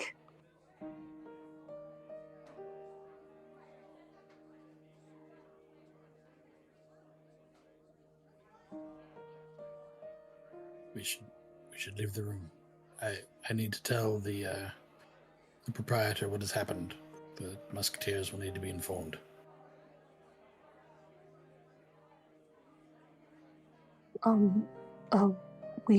She's. I think it's more complicated than that. I'm certain it is, but Are her things still here? Funny you should ask that. As you look up to see if her things are there, you get the feeling something may have been taken. There is a chest that is open, and it looks like it has been rifled through. In fact, there are clothes kind of scattered everywhere on one side of the room. There are bags that have been like upended. She had something they were looking for.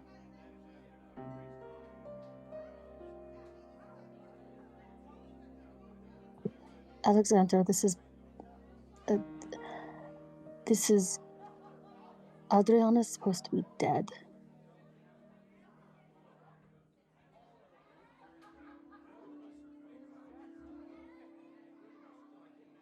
I see. Before today.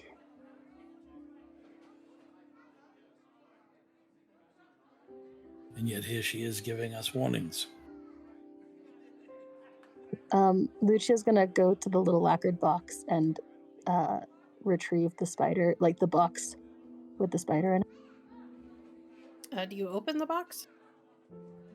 Yeah, she'll look. I mean, carefully. You open the lid of the box and find that there are a number of spiders inside. Getting close enough to where the box is, you also get a look at what you realize is the small curled body of a spider that died nearby. Oh.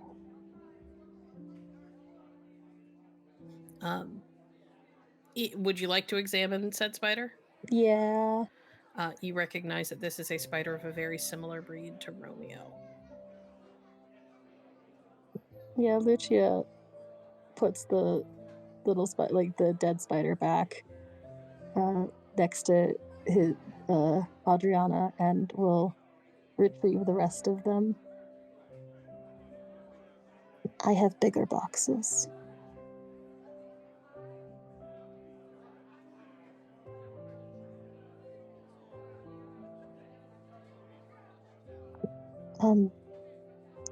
What could they have been looking for?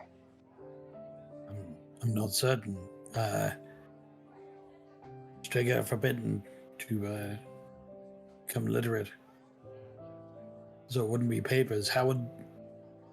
If you needed to carry information, you weren't certain you could remember it all. How would you do so? I have always just remembered. When he says it wouldn't be papers, Lucia and Alexander, really, as you were looking across the room, you realize that there are papers scattered around the room.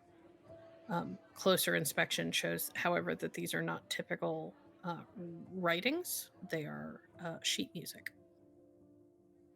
Reams and reams of sheet music that apparently somebody thought was not important.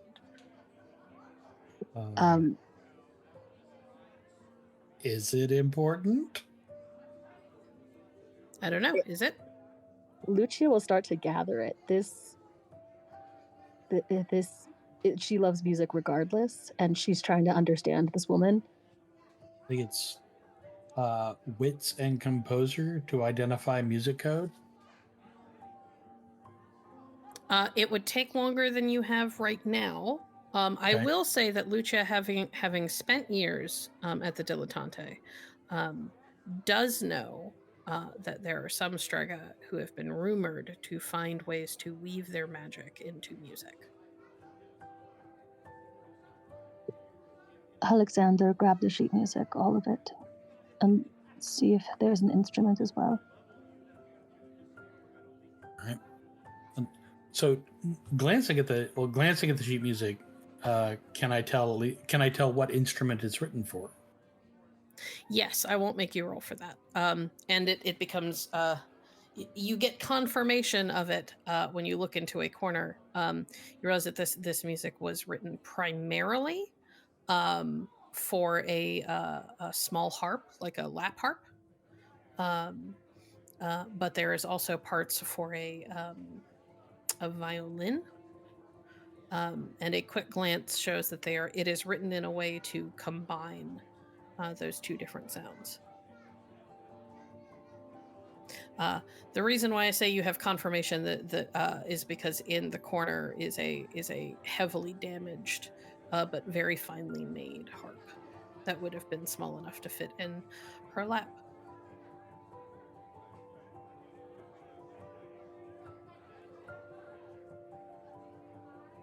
Sorry, I know that there's a technical term for the small harps, but I can't remember what they are, what it is. Whoever did this cannot be gone long, but No. I do not think they will return either. All right, let's take the music. Just glancing around the room, is there anything that appears to be?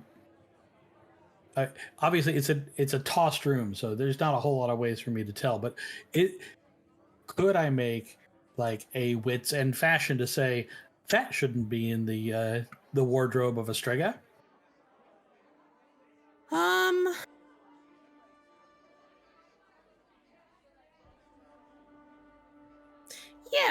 Yeah.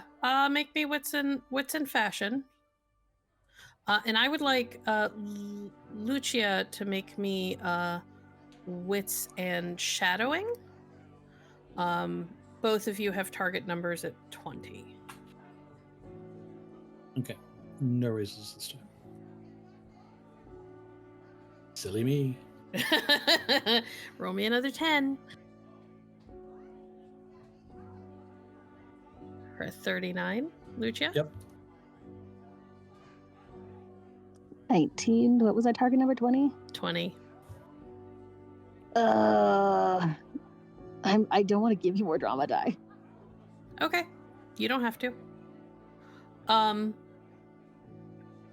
Alexander, the thing that stands out to you the most, looking around, is that you find a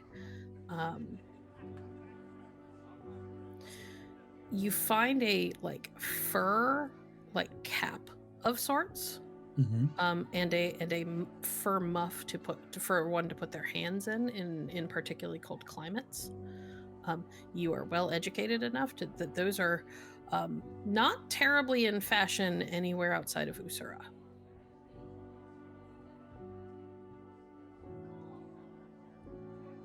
He will pick them up and examine them.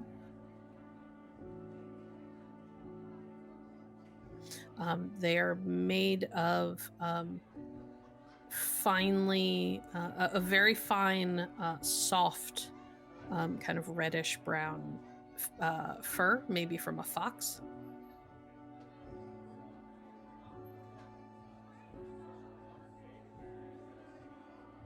And they look like they have been.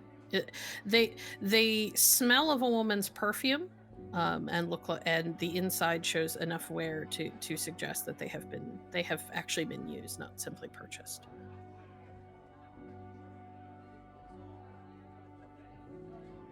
Takes a moment. Just kind of looks around the room for a moment. Are there any? So there's a pool of blood on the floor, obviously. Coming from her. Right. Are there any other objects in this room that have blood stains on them?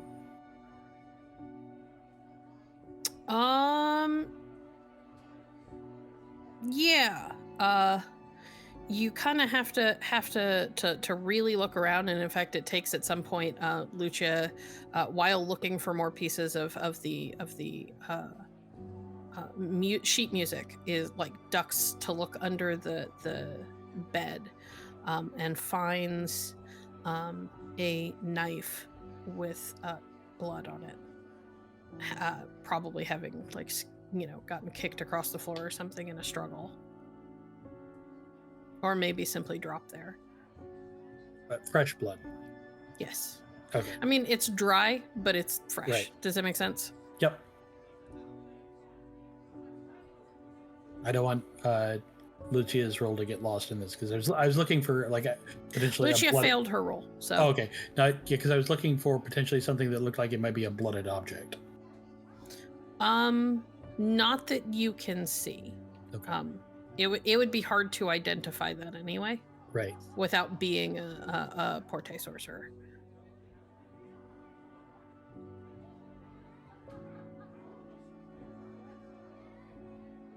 All right. Let's take the music downstairs. I'll talk to the bartender, and we'll wait for the musketeers. I don't see any reason to lie to them. We don't really know that much that we can say for certain anyway. Echo, yes. Though you may wish to go by Juliet. Of course.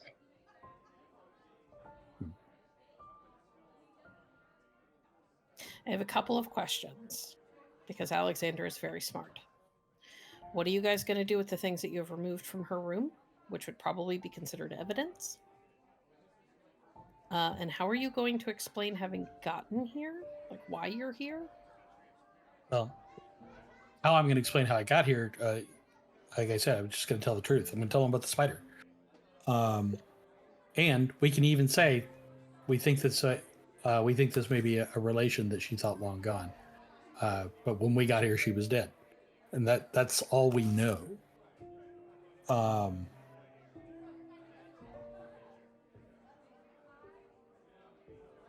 Beyond that, I got a rank in law. How much are the musketeers going to care about physical evidence? Well, I can tell you, with a rank in law, to make this relatively quick, your first concern is probably going to be the fact that if nobody saw anyone else come or go from this room, you two are going to become suspects, like, immediately. I mean, you're probably going to be suspects anyway, but you're probably going to go to the top of the list, because you were if no one else saw anyone come or go from this room. And the fact that you are walking out with items from the room is not going to help.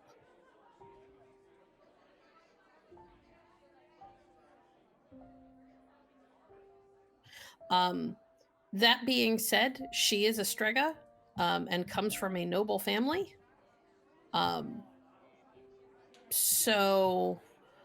clearly from the quality of the gown that she was wearing, and the stuff, and the Usuran fashion in that trunk, and even the harp, those are all things that somebody with money would have. Right. So they are more likely to prioritize solving this than other crimes. Okay. I'm not going to tell you, no, don't call the musketeers. I just want you to go in eyes wide open with, like, the level of suspicion you are going to put on yourself when you do it. Because Alexander is smart enough to know that. Right. We either cannot call the musketeers, or we have to leave everything and hope that they don't clean it up. Oh no, they'll clean it up. Will they ignore the music? No. In likelihood, they'll gather it all, and papers they can't identify, they'll just burn. Well, this is very stupid, because now we are that we did not. It was very obvious when we went in. Yes. And I told the others we would not leave. It would not be prudent for us to try and find our way back to the university on our own. all I can think is to climb out the window.